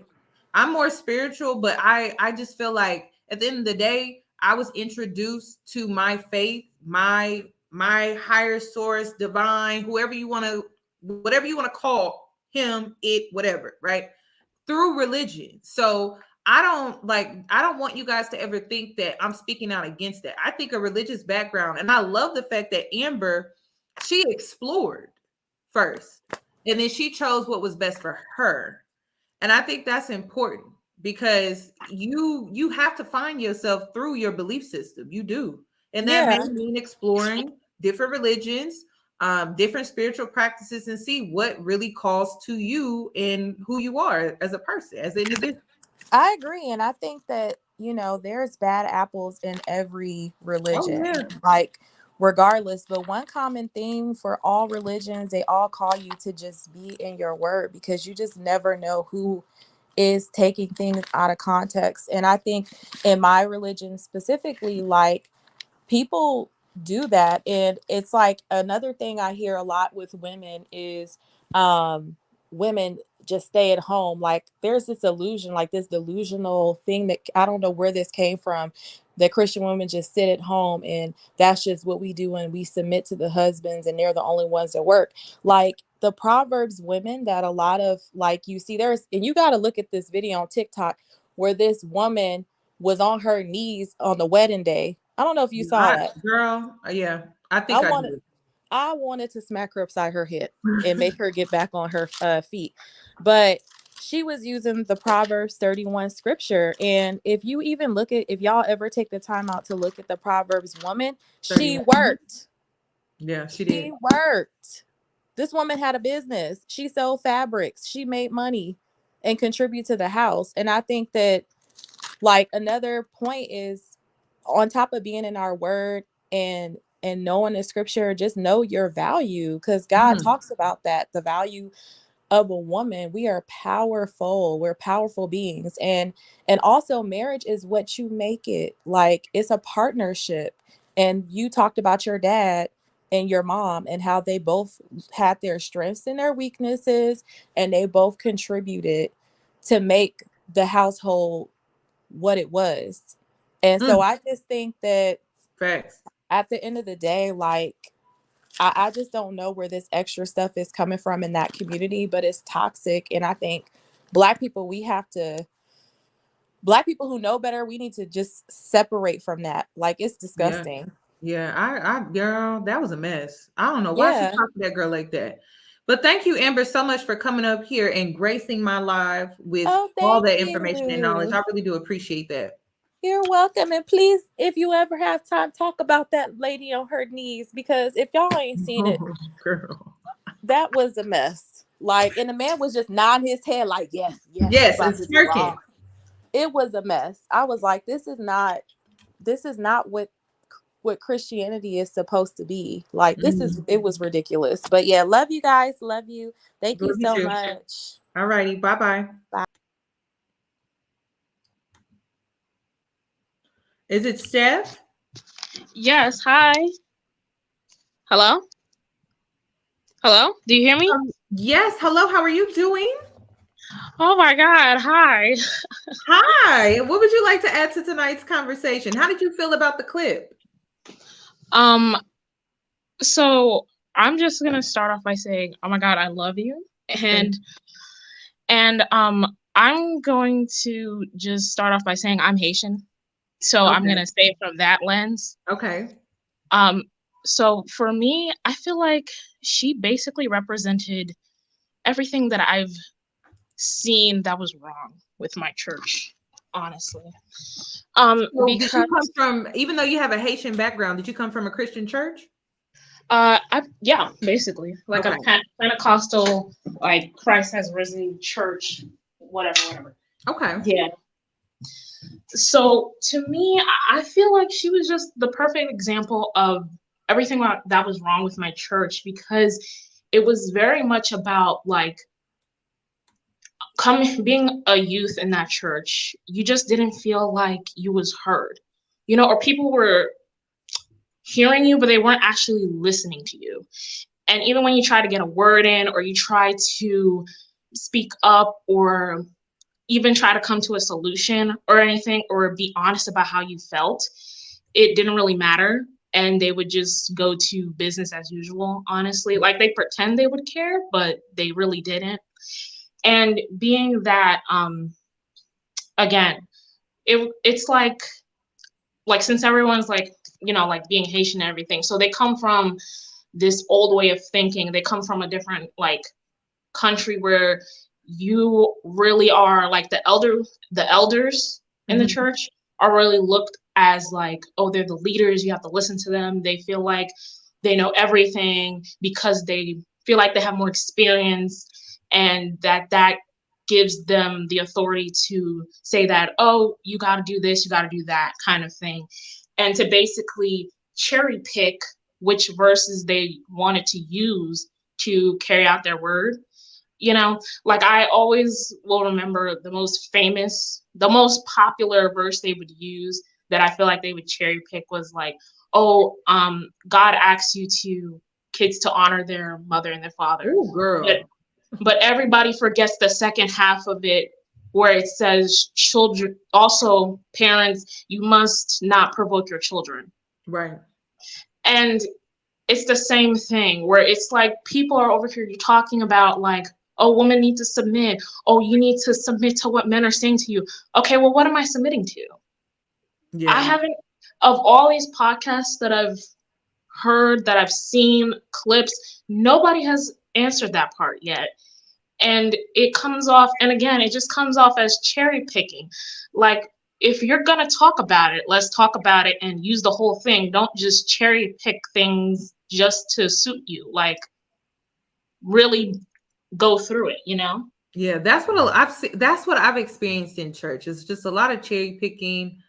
And what's so interesting about my experience is that the church didn't start off like that. Like, I felt like it started off very genuine, and then as the church grew larger, that's when it became so ungenuine to me. Did you have that experience, or did you grow up in a fairly smaller church?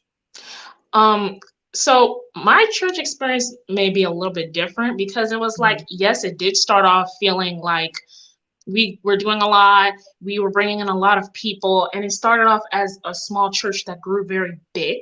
And then it just quickly got downhill from when we became a big enough church that we needed another place. Yes. And yeah, that it just it became like very political.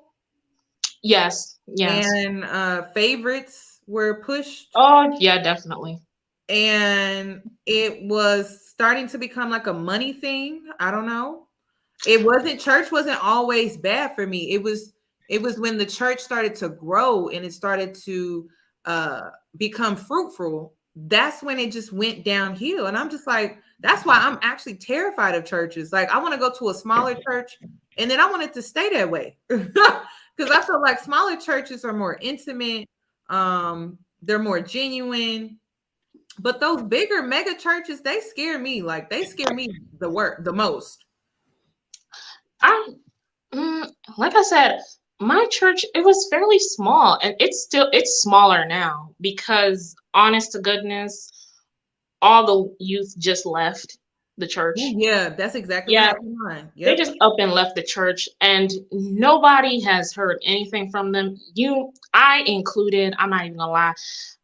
As soon as I got my new job, I just was out there very quickly, and as soon as I got my car, nobody could tell me nothing. I just up and left and went on my way. Why do you think the youth is not in church? Because nobody, well, at least in this church specifically, it's just nobody really listens to them. Nobody really feels like they have anything to add to the church in its development. That's just all it feels like. Because I remember the one time we went to this youth meeting, basically at the pastor's house, right? And she was asking us, okay, so what are some things you think that we could use to improve the church, right?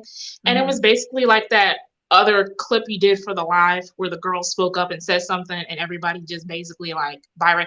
Yeah. So they basically did that where they were like, oh yeah, what do you think we should do? And so we were like sharing ideas, talking about this, talking about that, and nothing happened. It started and stopped there. And it was more and more of meetings, people talking, and nobody did anything. Yeah. So that just was just a thing for me. Like me, I'm the type of person, I don't talk for just to talk. Like I talk when I know it's like there's gonna be a solution. We're gonna come to like solve the problem. Yeah, we know the problem. What are we gonna do about the problem? Right. You know what I mean? Like, let's get things moving. So I feel like after people seeing that nothing is really gonna happen, they just stopped talking and then they just left. And also, again, going back to the whole like image thing where it's about like just looking good and all about this, if you didn't, it was just like the girl with the blue hair. Like if you didn't look a certain way, you didn't act a certain way, you didn't worship a certain way, then people just thought you were not for God. Yep. And it just basically discouraged people. Yeah. And it also, I don't know if this happens, this must happen in other churches because I refuse to believe that it's only my churches happen, but it happens very frequently. It used to happen very frequently in my church where you also couldn't really trust anybody, like even confined in the pastors or anything, because what would happen is you go and tell them something, or you go and tell your mom something, or you go and tell somebody else something for guidance and advice or something, and then the next day, suddenly they had a vision, they had a revelation, they have a scripture to preach about that very specific thing you just so happened to told them yesterday. Or they will just say, I have a testimony. And then whoever goes up there and shares basically everything you just told them. Yep. So it just breeded a lot of distrust and a lot of just resentment. And people just felt like they couldn't trust anybody in the church. So they just left. Yep. Well, thank you, Steph. I do appreciate you for coming up here and sharing. But yeah, it seems to be the culture with Black churches. And I don't know why. Like the youth is leaving and it doesn't seem like there's anyone really there to take their place like it used to be. Yeah, I don't know. I feel like the younger like generation, there's more hope for them because they want to take accountability, unlike the younger generation. I mean, the older generation, and they just want to do better than what what they came from, and they just have more of a. I feel like I see it more again in like Haitian churches, like just the youth that are Haitian. It's just when you grow up in that, I guess the one good thing that comes out of it is like you grow a very I'm gonna do what I want to do type of mentality very quickly, because otherwise you're just not gonna survive. So I have more faith in the newer generation coming up, because we're just about doing what we need to do to make something and to be better and to make more of ourselves. So I'm kind of hopeful in that kind of sense. Okay. Well, thank you, Steph. I really do appreciate you for coming up here and sharing. Of course. You have a nice night. You too. Bye. Bye-bye. Okay, the FM girl. No, Yoni, back up here. I did apologize about that earlier. That was me. It's okay. My Wi-Fi, it don't want to let me win. Okay. And I kept begging people like, y'all, look out for me, because I was waiting. But yeah. Okay, side note, we met in a beauty supply store. Why I just got approved for a house over there. So now I'm down the street from that beauty supply store, that auto parts store. Yeah, girl. Too happy. Thank you. No, girl, I was so geeked because I was already on the phone when you walked in, and I was like, Yoni? So I was just geeked. And then I looked a mess, so I was like, why? Like, but we was just at the beauty supply store, so it was Girl, cool. I was just a mess too. I'm pretty sure. Girl, it don't matter. I could tell your face, girl. I had stopped my conversation and everything. I was like, Yoni? Girl, I was just watching your live. But okay, so there's a slight echo though. You said what? There's an echo. Do you have the volume up? Is it better now? Is it better? Testing 1 2 1 2. Testing 1 2 1 2. It's still echoing. I don't know why it's echoing. Let me see. Hold on, y'all. Let me see. Is it better like this? Maybe because I have it through Safari. Is it annoying echo? Okay. No, it's still echoing. It's still echoing? Okay. Y'all, don't hang up on me, Yoni. It's been 3 hours. Let me see if get my AirPods, girl. Oh my God.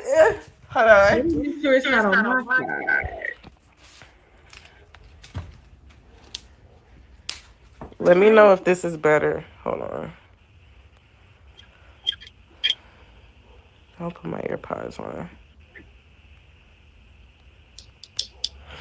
Is the comment saying I'm echoing?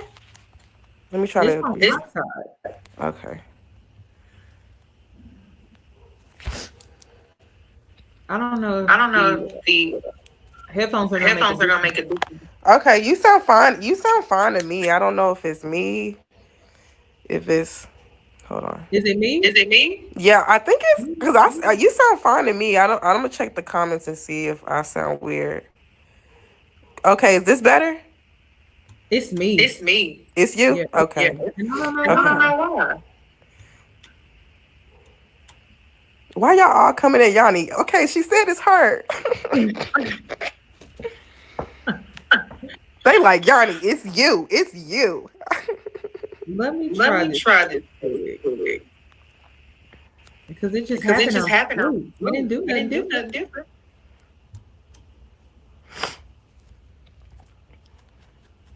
Yeah, I put my headphones on. Let me see if that's be better.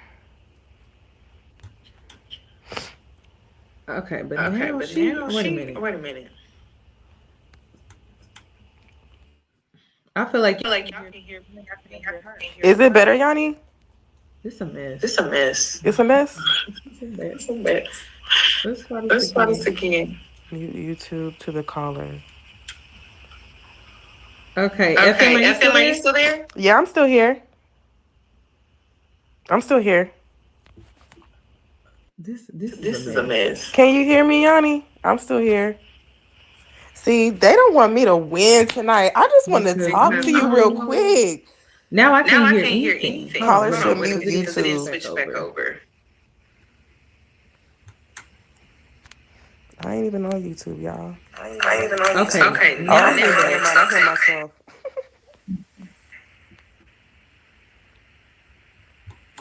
Does it sound but good? someone, like, how are you to us? How am I listening? I'm on, girl. I'm with StreamYard and I'm using Safari on my iPhone. You guys, it's not.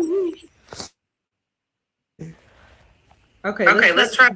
Yeah, I'm still echoing. Is it still echoing? I'm refreshing my mic.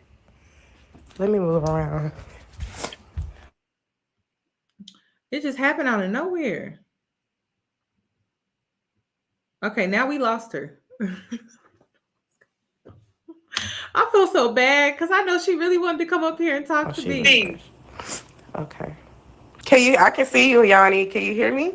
Just go right here, girl. I'll be quiet. Okay, it's okay. You just gotta catch me on the playback. You'll be fine. Okay. So y'all don't come for me. I'm about to ruffle some feathers. I'm just about to tell y'all how I feel, okay? You came to the right place. Now, starting off with great job on all the speakers here, but I would like to emphasize when we're talking about religion, it's not the religion itself. It's these people that weaponize religion to fit whatever stereotype that they're trying to make you believe. So you have to pay attention to who is the voice trying to teach you, because people are manipulative and they will use anything from God to children to your own emotional well-being just to get whatever outcome that they want. So whenever you guys are discussing religion or you have, spirituality, make sure that is being approached correctly and you have a proper mentor. Because, for example, I had a woman that is very centered in faith, but when she introduced me to the church, she wasn't like, this is the right way, this is the wrong way. She didn't even say you had to go to church. It's about your personal relationship, make sure you focus on your personal relationship with God and just not even trying to live to his like a rubric per se, but it's just like living in a compassionate, humanly type of way where you appreciate others and you also share love through family, friends, whatever you are, built or placed here to do. So I want to start off by saying that it's usually not the religion, it's these people that y'all, that is discussing it with you, right? Yeah. 2, I'm finna shade some people and I'm about to ruffle some feathers. I said this back when I was in college. The main women that be on their knees in church be on their knees for a different reason at night, okay? And I'm not just saying that, just talking like a blanket. Of course, there's exceptions. But in my experience, I've learned that the very women that are condemning me for a short skirt, they having sex with a bunch of men in college. So I'm like, wait a minute. You can't condemn me for, just wearing something that you don't feel is appropriate when you're living your life, not as godly, and it's not just to throw a person under the bus, but it's about not being judgmental and understanding that we're all human. Nobody is better than the next person and nobody makes better decisions than the next person. Well, you know what? We ain't talking about killers and murderers, y'all, but we're talking about, the typical person. We all here just trying to figure it out. I'm sorry, what was that? I said we all here just trying to figure it out. Exactly. We're all just, experiencing life and trying to enjoy it and make moments out of it. Because like Yoni was saying, older, younger, I don't care how old you are, what the pandemic should have taught you is nothing is guaranteed. From a job to a man to your health, nothing is guaranteed. So it's like, not to say live fearless and do whatever you want, but it's just about, you have to keep those type of things in mind, right? And third, I will say this. I have been in church now. People may have different experiences, but I have been in churches that are extremely welcoming. The crazy part is those churches usually are white. I ain't trying to say them churches are better, y'all. Don't come at me, y'all. But I'm just saying, y'all, the times I've been in a black church, those are the times that I remember where people are looking at me crazy because I'm asking questions. People are being messy. The deacons is messing with whichever. They looking me up and down. I got on a turtleneck. It's and maybe I have not experienced, enough black churches to speak for all of them, because I haven't. I won't. The last church I went to, it was night church, and it was a white church, and people came in jeans. That's all I'm gonna say. Okay. I went to a white church, Yoni. I went to these people church. They had a daycare.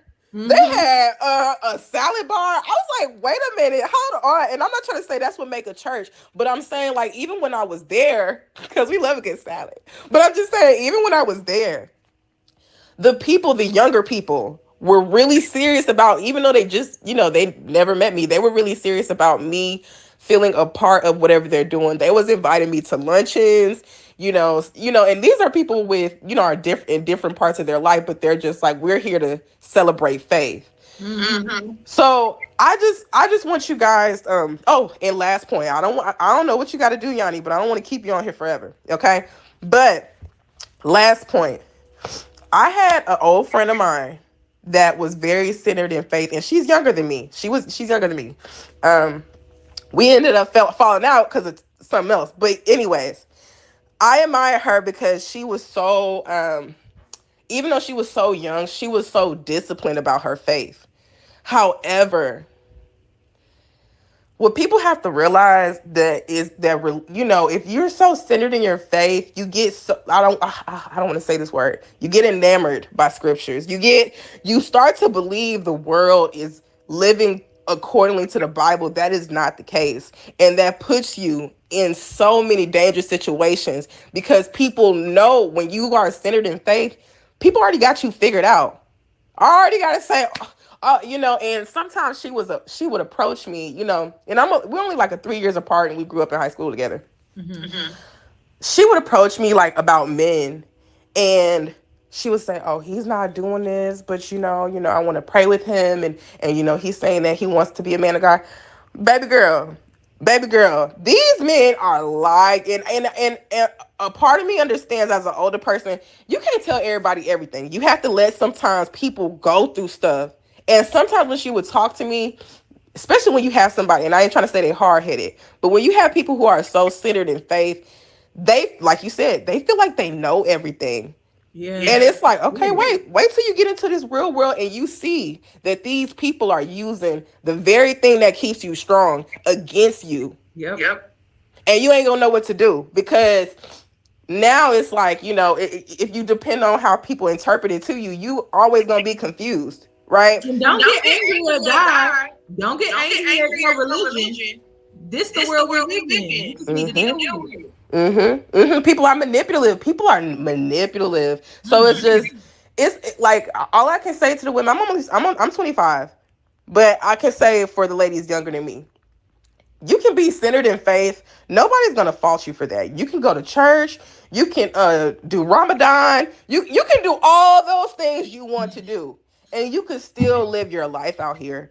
Do not be, because I don't know if you remember a couple weeks ago on live, you put up a video of, High Faith. I don't know her name, but she was talking about how religion is used to control women. Priscilla. Okay, yes. I watched her video. I went back and watched her video on her YouTube, and it's sad. Oh my gosh, it's heartbreaking. I don't want to cry. Oh, I don't even know why I would cry about that. Girl, what video did you watch? When she was talking about that same video you had on your live, I went and watched it back over. But then I watched a documentary that talked about how, like, and there's plenty of them, how cult leaders, they let you to believe that, this is the right way. And there's men that literally have concubines, and they say, oh, it's God telling you to lay with me, and and it's just heartbreaking. It's heartbreaking to know that people are getting manipulated like that with something that is truly spiritual and truly powerful. Like it's on a different level. So you just have to be sure of yourself, right? And not only as a person who believes in something, but as a human, know what is good for you, and you know what isn't good for you. You know if something is controlling, because guess what? If y'all just want to blindly believe in faith, y'all gonna end up like Derek Jackson's wife. That's what I'm warning you, girl. I just have to make this clear. It's not the religion. It's not. We just surrounded by demons. That's it. So I just need to be aware of it. Exactly. They try to make it seem like demons are in hell. No, they right here on earth. Sometimes they sit next to you in church.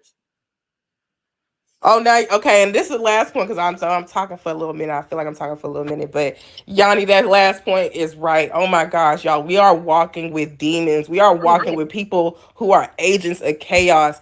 There have been men that I've dealt with that, yes, you guys play around with narcissist, that word, but I'm telling you, when you are infatuated with a person like that, there is something in you. I don't want to get too deep, but I've had sex that is so good that there's no way this is godly. Because I'm not trying to I'm so serious. I done had sex so good, bro, this man is literally encapsulating my body as we are intertwining with each other. And that is not how sex should feel. Yes, you're supposed to be connected with one another, but you shouldn't feel like a possession. You shouldn't feel I don't know how to describe it, but you know what I mean, Yanni. You know what I mean. I tell girls all the time, don't look at that man in the eye. Don't do it. Girl, Yanni, that's what I was doing.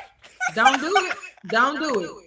That's what I was doing, Yanni. I was staring in his eyes. I was like, oh my God, girl, I don't know what's happening. That's after I left that situation, I had to realize, girl, that man is I don't want to be too whatever, but he's a walking demon.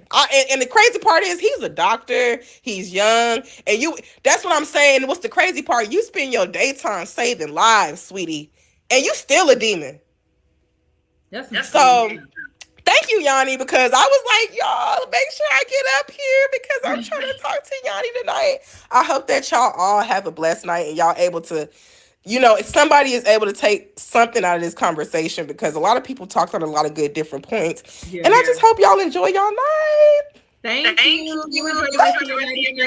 Thank you. Talk to you later. Bye. Ready. Okay, I'm gonna try this next caller and hopefully the echo is gone. Is it Emmy?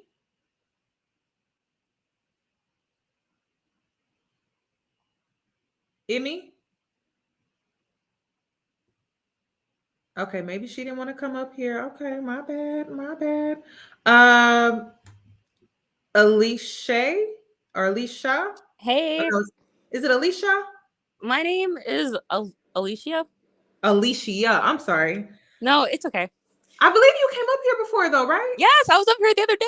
Okay, that's what I thought. I'm sorry. I think I pronounced your name wrong the last time. I'm sorry. So it's Alicia. Okay.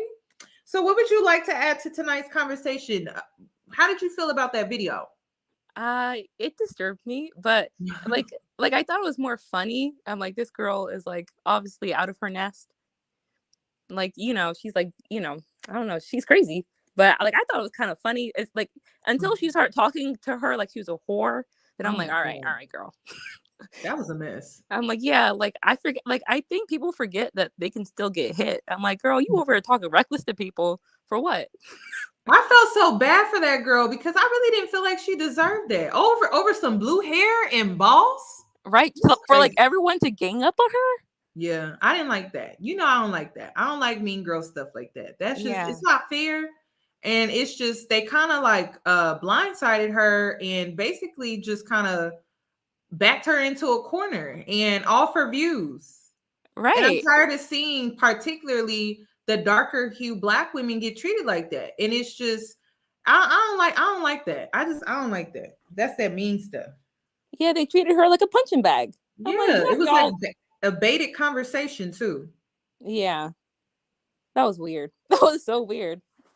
But I'm here to talk about something that I heard you speak on your live, and it kind of reminds me of the subject. You said that Black people they're usually really happy or really angry, and we have a difficult time finding our emotions that are somewhere in between that.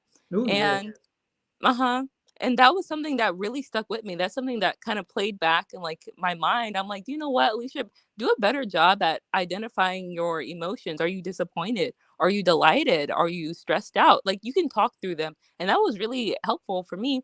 And overwhelmed. That's another you're overwhelmed. You feel anxious.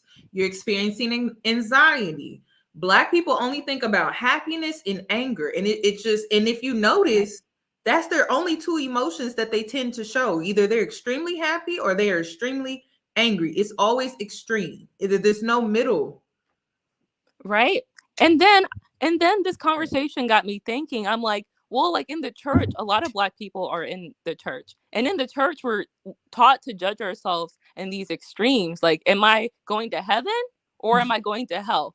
Is this action going to land me in, a fiery pit or on a golden road? So I feel like we modulate our emotions to fit our and our eternal destination. Girl, I be telling people, let me go to hell in peace. If I'm going to go, let me go in peace. Leave me alone. Right. It's because my relationship, it ain't with you. It's with God. Like, that's my relationship. It's not about you. It's not about nobody. And I just, we live in times now where people are super judgmental about how you connect. And it's just like, let people connect. Some people connect through religion. Some people connect through church. Some people connect through therapy. Some people connect through friends. Some people connect by just talking to strangers on the street. Maybe they say something that really resonates with their spirit. But it's like nowadays you get judged for how you connect. It's like, dang, if you're not praying and going to church, you going to hell. Right. It's just like we're we're human beings. We can have a fuller, richer experience beyond, like what the Bible teaches us. That's something that I had to learn too, was like I was really raised Pentecostal, and like being in that world just taught me that the world was bad. You have to cling to these words, cling to your church, cling to God. And that really like put me in a place where, like you're more anxious, you're more closed off. You're not really having those experiences that you should really be after. And once you are in certain situations, you're a lamb. Yeah. A wolf is lurking around that corner looking to devour. I bet you he is. That's what happened to me. You know? That's what happened to me. I was that white bunny that was in the wild, and I was being preyed on in the woods. Snow bunny. Didn't know it. Yeah. That's how I describe my innocence. I didn't know no better. And then everybody lurking. Everybody's just waiting to pounce on you, and you don't even know, because you're like, oh, they're nice people. Like we should show them love. You showing a demon love, girl? That's a mess. You shouldn't be showing no demon love. Right. No, you should be fighting that demon, because at this point, you don't know that demon, it could attack you. The next thing you know, you got this demonic energy in your life. I just wish they would have been real about demons and demonic entities and energies and how they are in people that we see every day. I hear ya. They are the molesters in the family. You get what I'm saying? I hear ya. But from the Black church, they would put molesters on pedestals, or they would protect them. I'm like, that's a whole demon. Right, forgiven demons. I don't understand it. I don't either. But all I know is I just wish the church would have been a little more real about that for me, because they send us out into the world. We don't know much because we don't have that much experience, because we're so deep in the church. And then when we experience these demons, right, we don't even know how to deal with that. Why don't they teach us how to deal with that? Exactly. Like I was just about to say that. I'm like, they give us no weapons. Like we say no weapons formed against me shall prosper, but I'm just like, y'all should learn some self-defense. Yeah. Okay. Did you have anything else that you wanted to add? No. Well, thank you, Alicia. I do appreciate you for coming up here and sharing. Thank you. You enjoy the rest of your night. You too. Can I call you Key? Because I know I'm going to butcher your name, but you've been up here 3 times now. How you doing, sis?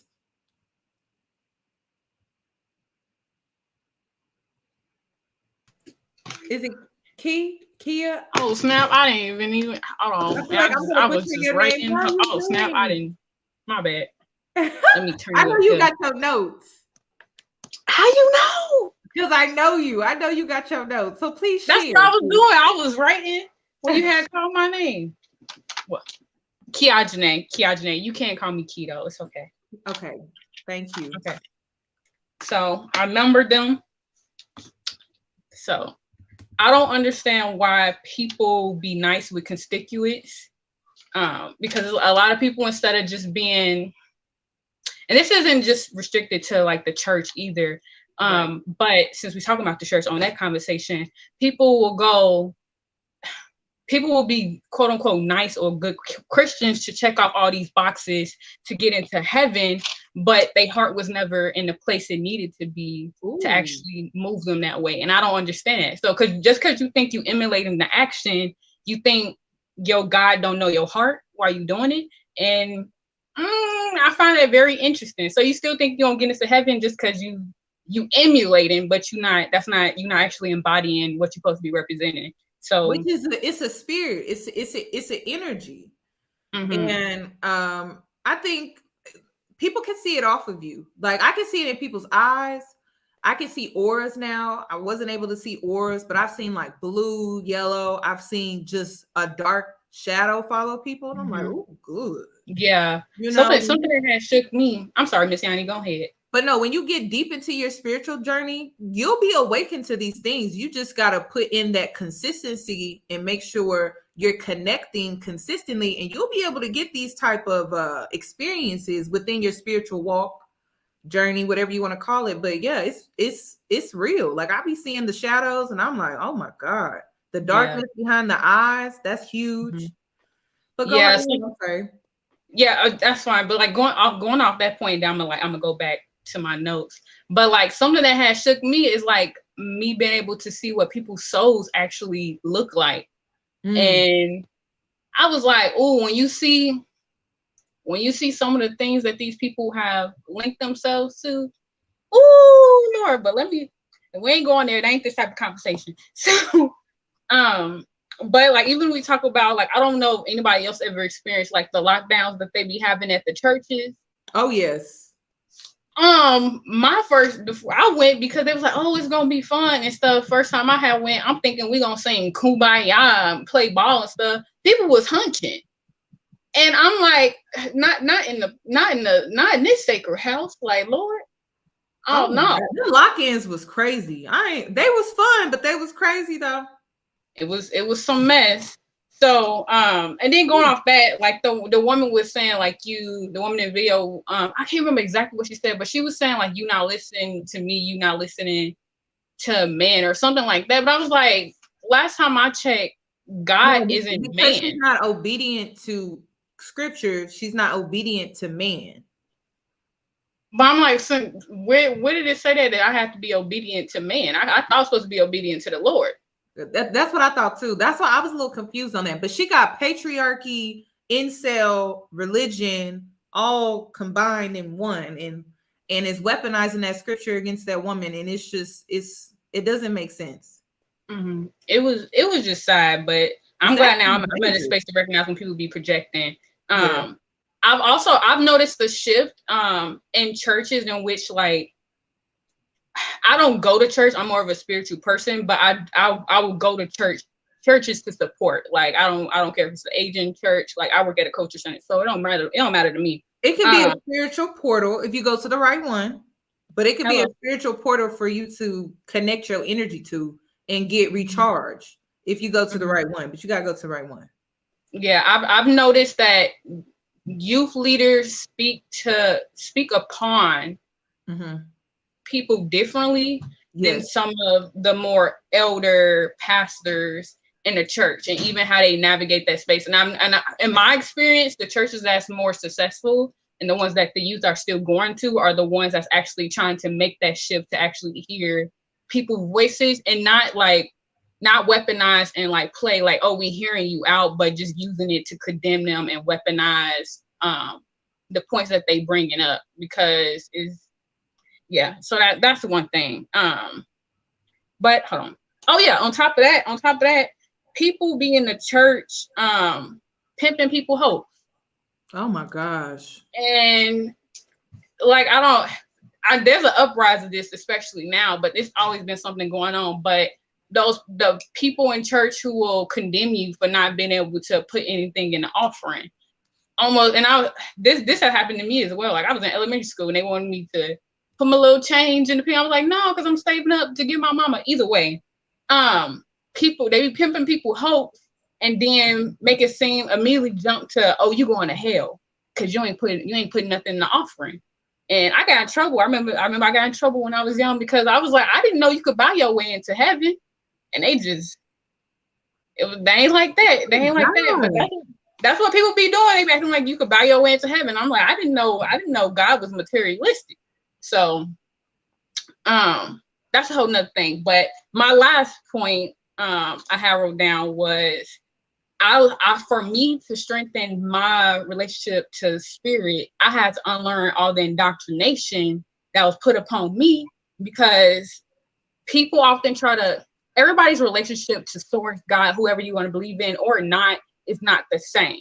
Right. And too often people will say, because your relationship doesn't look like mine, then you're wrong, you're incorrect. When that's not true. With how God is communicating through you, is to help you embrace your gift and your purpose, not how that other person was placed here. So oftentimes people find themselves not feeling welcome in the church, because the way that they want you to nurture your relationship with God is the relationship God wants you to have with him or her.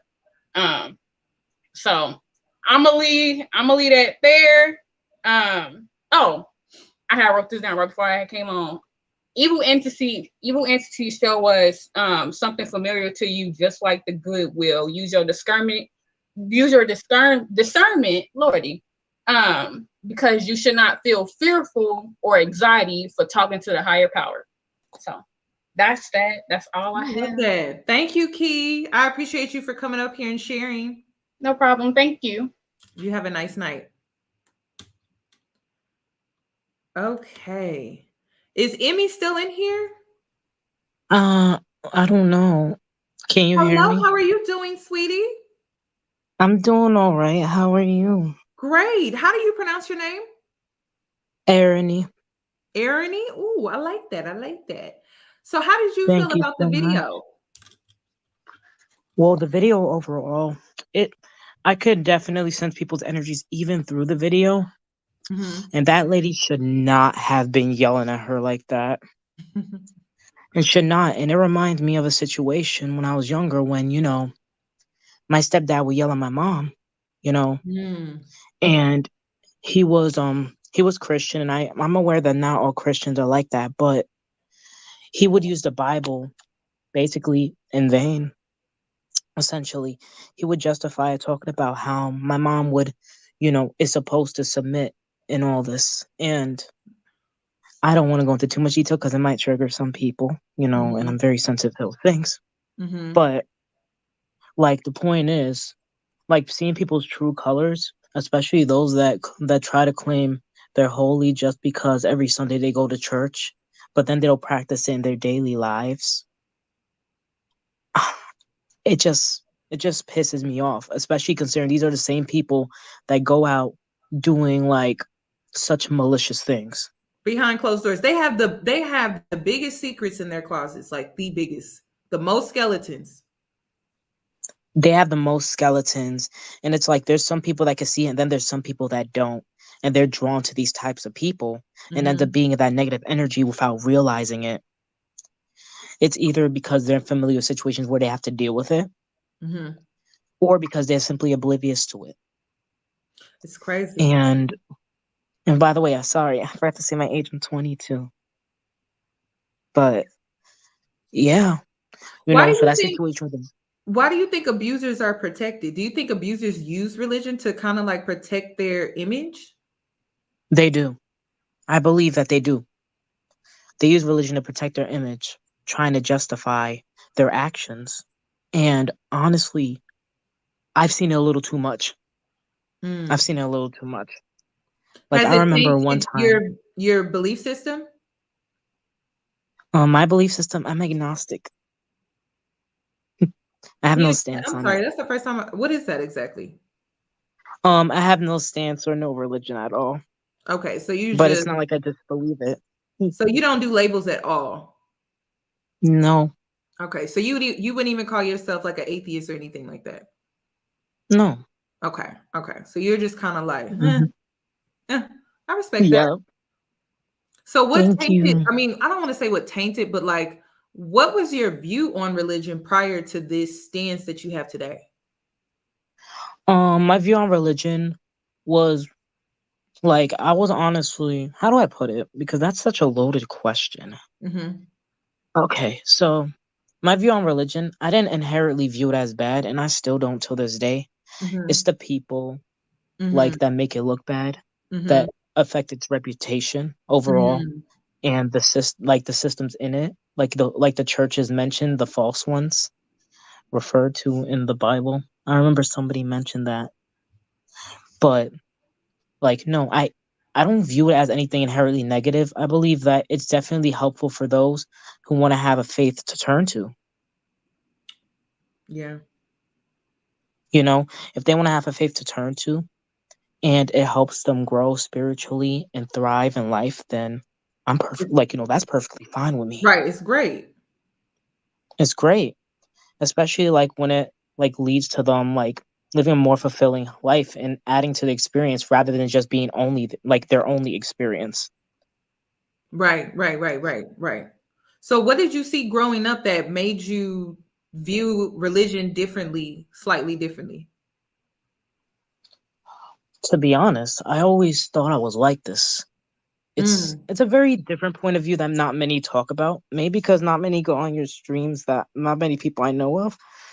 But no, I just always viewed it as, well, I mean, that's a pretty good thing. It's just like if it helps people, then it does. And I know, and I always differentiate between people that made it look bad Mm-hmm. and then, the actual system. And I'm here, like, I read the Bible a couple of times when I was younger. And I think when I was in a little bit last year. And I'm just here like, well, they know exactly what they're talking about in here. But it seems like a lot of people don't practice what they preach. No Oh pun yeah. intended. Ooh wee. Mm-hmm. Mm-hmm. Yep, yep, yep, yep. You gotta walk that walk, you gotta talk that talk, and that's hard to Exactly. do. I was always just like, you gotta walk that walk, you gotta talk that talk. And I remember a story my friend told me, he's an international student. I'm in my dorm right now at school. So he's an international student. He was talking about how he stayed with this, Christian family. I was like, oh, that's cool, right? Mm-hmm. He was telling me about it. And then he said, I visited a second time because this is him talking. He said, I visited a second time because I was staying for spring break. And even though like, because he's, I think he's Muslim. He said that he doesn't eat pork, right? Mm-hmm. Or I think so. Yeah, he said he doesn't eat pork, and you know, he said he's sure they slipped some pork into his food, and I was just like, what? He's like, yeah, it tasted different from anything I really ate, and I had a feeling it was not anything I was supposed to eat. I was just like, what? And he's just like, yeah, and they were like, pushing me to go to their church and stuff, and it seemed like they were at least it seemed like they were more strained in a way. That's what he told me. And I was just like, huh. So I know there's like some bad apples in the bunch, but I Right, know not all the apples are bad. right. Hmm. Okay. And as for church, my mom never really forced me to go to church or anything, or never really like she never really went to church either, but for different reasons. She was always working. She was a single mom, but my Mm. dad was still like supporting, not child support, but he was like um splitting the bills with her and stuff, even though he wasn't there. Wow. That's crazy. So he wasn't Hmm. in the house, but he was still splitting bills. How was he able to manipulate the Bible against her? Was that when they were still together, or did he carry Oh, that that's on my after that? Oh, my stepdad manipulated my biological dad. He just provided support, but my stepdad came in the picture when I was 8, and he basically manipulated like the Bible by trying to like tell her to stay in the house and do all this because that's what submissive women do. Mm. And he even put like his hands on her a bunch of times. I'm sorry to hear that. I'm Mhm. sorry you had to witness that. Where is she today with her religion? Is she, Like she's still Christian, and she's like you would think she would break up with the man. She's still with that man, mm. but See how it is. you know, mm-hmm, Yeah. 13 years, and Yep. yeah, yeah. Wow. That's a Mm-hmm. long time too. It's a long time that could have been used to live. Yes. You And feel? that's what this live is about. It's not that, you should just, if religion is helping you in some type of way, keep that. But just remember, you were supposed to come here and experience things, not be this perfect shell of who you think you should be. Like, you have to come here, explore, and live. You can make wise choices and decisions because you have to be accountable for your actions. But you can also let your hair down a little bit. Let yourself breathe a little bit so that you can gain some experience so you're not being taken advantage of or manipulated in a relationship. That's all I'm saying. Exactly. And my biological dad, he taught me that. He's the one that actually taught me that too, because sometimes I was dropped off at his house when my mom wanted the weekend off. Mm-hmm. And he taught me those things, surprisingly. My Wow. mom, however, wanted to adhere by the strict rules and such that my stepdad did. Like, he wouldn't let, like, I'm a very feminine guy, but he Mm-hmm. wouldn't let me, basically, how do I put it? Because of the fact that I looked pretty, he would not let me wear shorts in the household. Really? Oh my God. Shorts? Shorts and a tank top. He would not let me wear that at all. Wow, shorts and a tank top. So you had to walk around the house in what, sweats? Sweats, shirt, t-shirt, oversized t-shirt. Oh my God. Mm-hmm. So, And I didn't think it was as traumatizing as it was until, I got to college in my first year, and that was in 2019. I realized, damn, that was type, mhm. messed up. Yeah, that definitely sounds weird, but it's crazy because that's what they normally do to the girls. And then we feel kind of awkward when it comes to our bodies and stuff like that. We feel the need to always Yeah, and cover up. normally it doesn't happen to guys, but because, That's I crazy. had a more androgynous feminine appearance, that's what happened. And my So mom was he even did that uncomfortable? thing. Yeah, he was. And actually, a few years after that, he attempted to try and groom me. But yeah, I don't tell this story much, but he tried to groom me. It was a time when, I was in middle school and I was coming back home. So I was coming back home, I have the keys and everything. I'm opening the door, I'm home alone with him. And my mom says to treat him like a father figure. And so I did. Right. Mm-hmm. And he was just like, oh, listen to like these Bible verses with me in the room or whatever. Right. And I was Mm-hmm. just like, okay, sure. The door was open and everything. I'm just like, okay, whatever. Right. So because my mom always taught me to be careful in general. So I'm like, Right. all right. Right. So I went in there and he tried to put his hand on my thigh. Yes. Mm. The And thigh. he I don't tried know it. what it is And, about. I was just playing along. Mhm. I wasn't gonna make a scene because I'm like, this man is 6 foot something, buff as hell, stronger than me. Mhm. I gotta play smart, and so I did. But I was on the phone, right? Because my Mhm. friend called me just on time too. She's across the street. She lives across the street. She said, Mhm. "Aren't you coming? Your mom said you were coming to visit today." This man was nibbling on my ear when I was on the phone. Oh my Yes. God. I'm sorry you went through this. Did your mother ever Hmm. did she ever find out? I told my mom later on because I knew she used the age card against me because she's one of those people. She's one of those people. So I told her when I was in high school, right? It was my first year, second year of high school. And she said he would never do something like that. And she described in explicit detail what he would do if he tried anything. And I never felt so disgusted in my life. Wow. So she And I'm just basically like, chose him over you. yes, she did. How does that make you Hmm. feel? It's like back then I felt abandoned and such. And I did have a sibling. I only have one older sibling, but Mhm. there was 2 times I confronted him about this. The first time is when my mom said that. The second time is, yeah, no, I'm not sorry for what I said, and this is what happened. And yes. Wow. I'm sorry you went through Hmm. that. What advice do you give to those who had a similar experience or the same experience as you? Hmm. Well, the advice I give is definitely reach out if you have anyone, and if you have anybody to stay with, like during weekends, all those events, and you were in a similar situation to me, and you know that something's off about a person that's constantly around you, listen to that feeling. Listen to that feeling. Did you feel like It you would had definitely anyone save back you. then? I did. I did. You did. I had my grandma, you know, and I always went to see her. Okay. She lived in like Staten Island. I lived in the Bronx. She lived in Staten Island. So I would take the ferry there, you know. I would do all that. Okay. So I would just like do like any means to like just avoid being alone with that type of person in the household.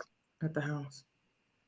I'm sorry you went through that. That's horrible. I'm sorry you had to go through all of that. So where are you today? How is your life I'm today? honestly in a very good place, even though he's still in the household.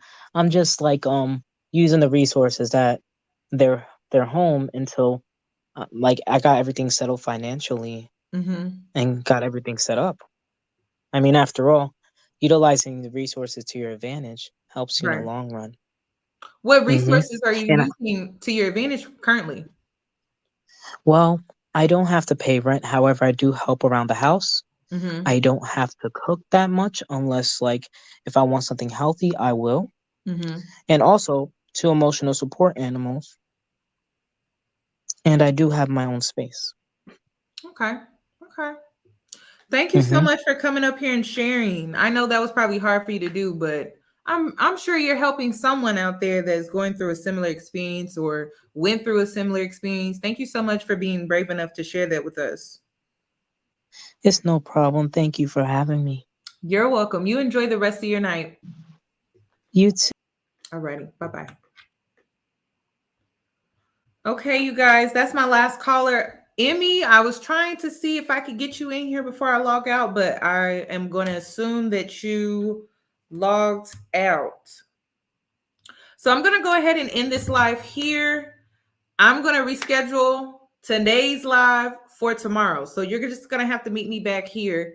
And we're going to talk about the popular TikTok couple. I'm sorry we didn't get to do that topic tonight, but it will be done tomorrow. So please come back tomorrow and we will talk about that.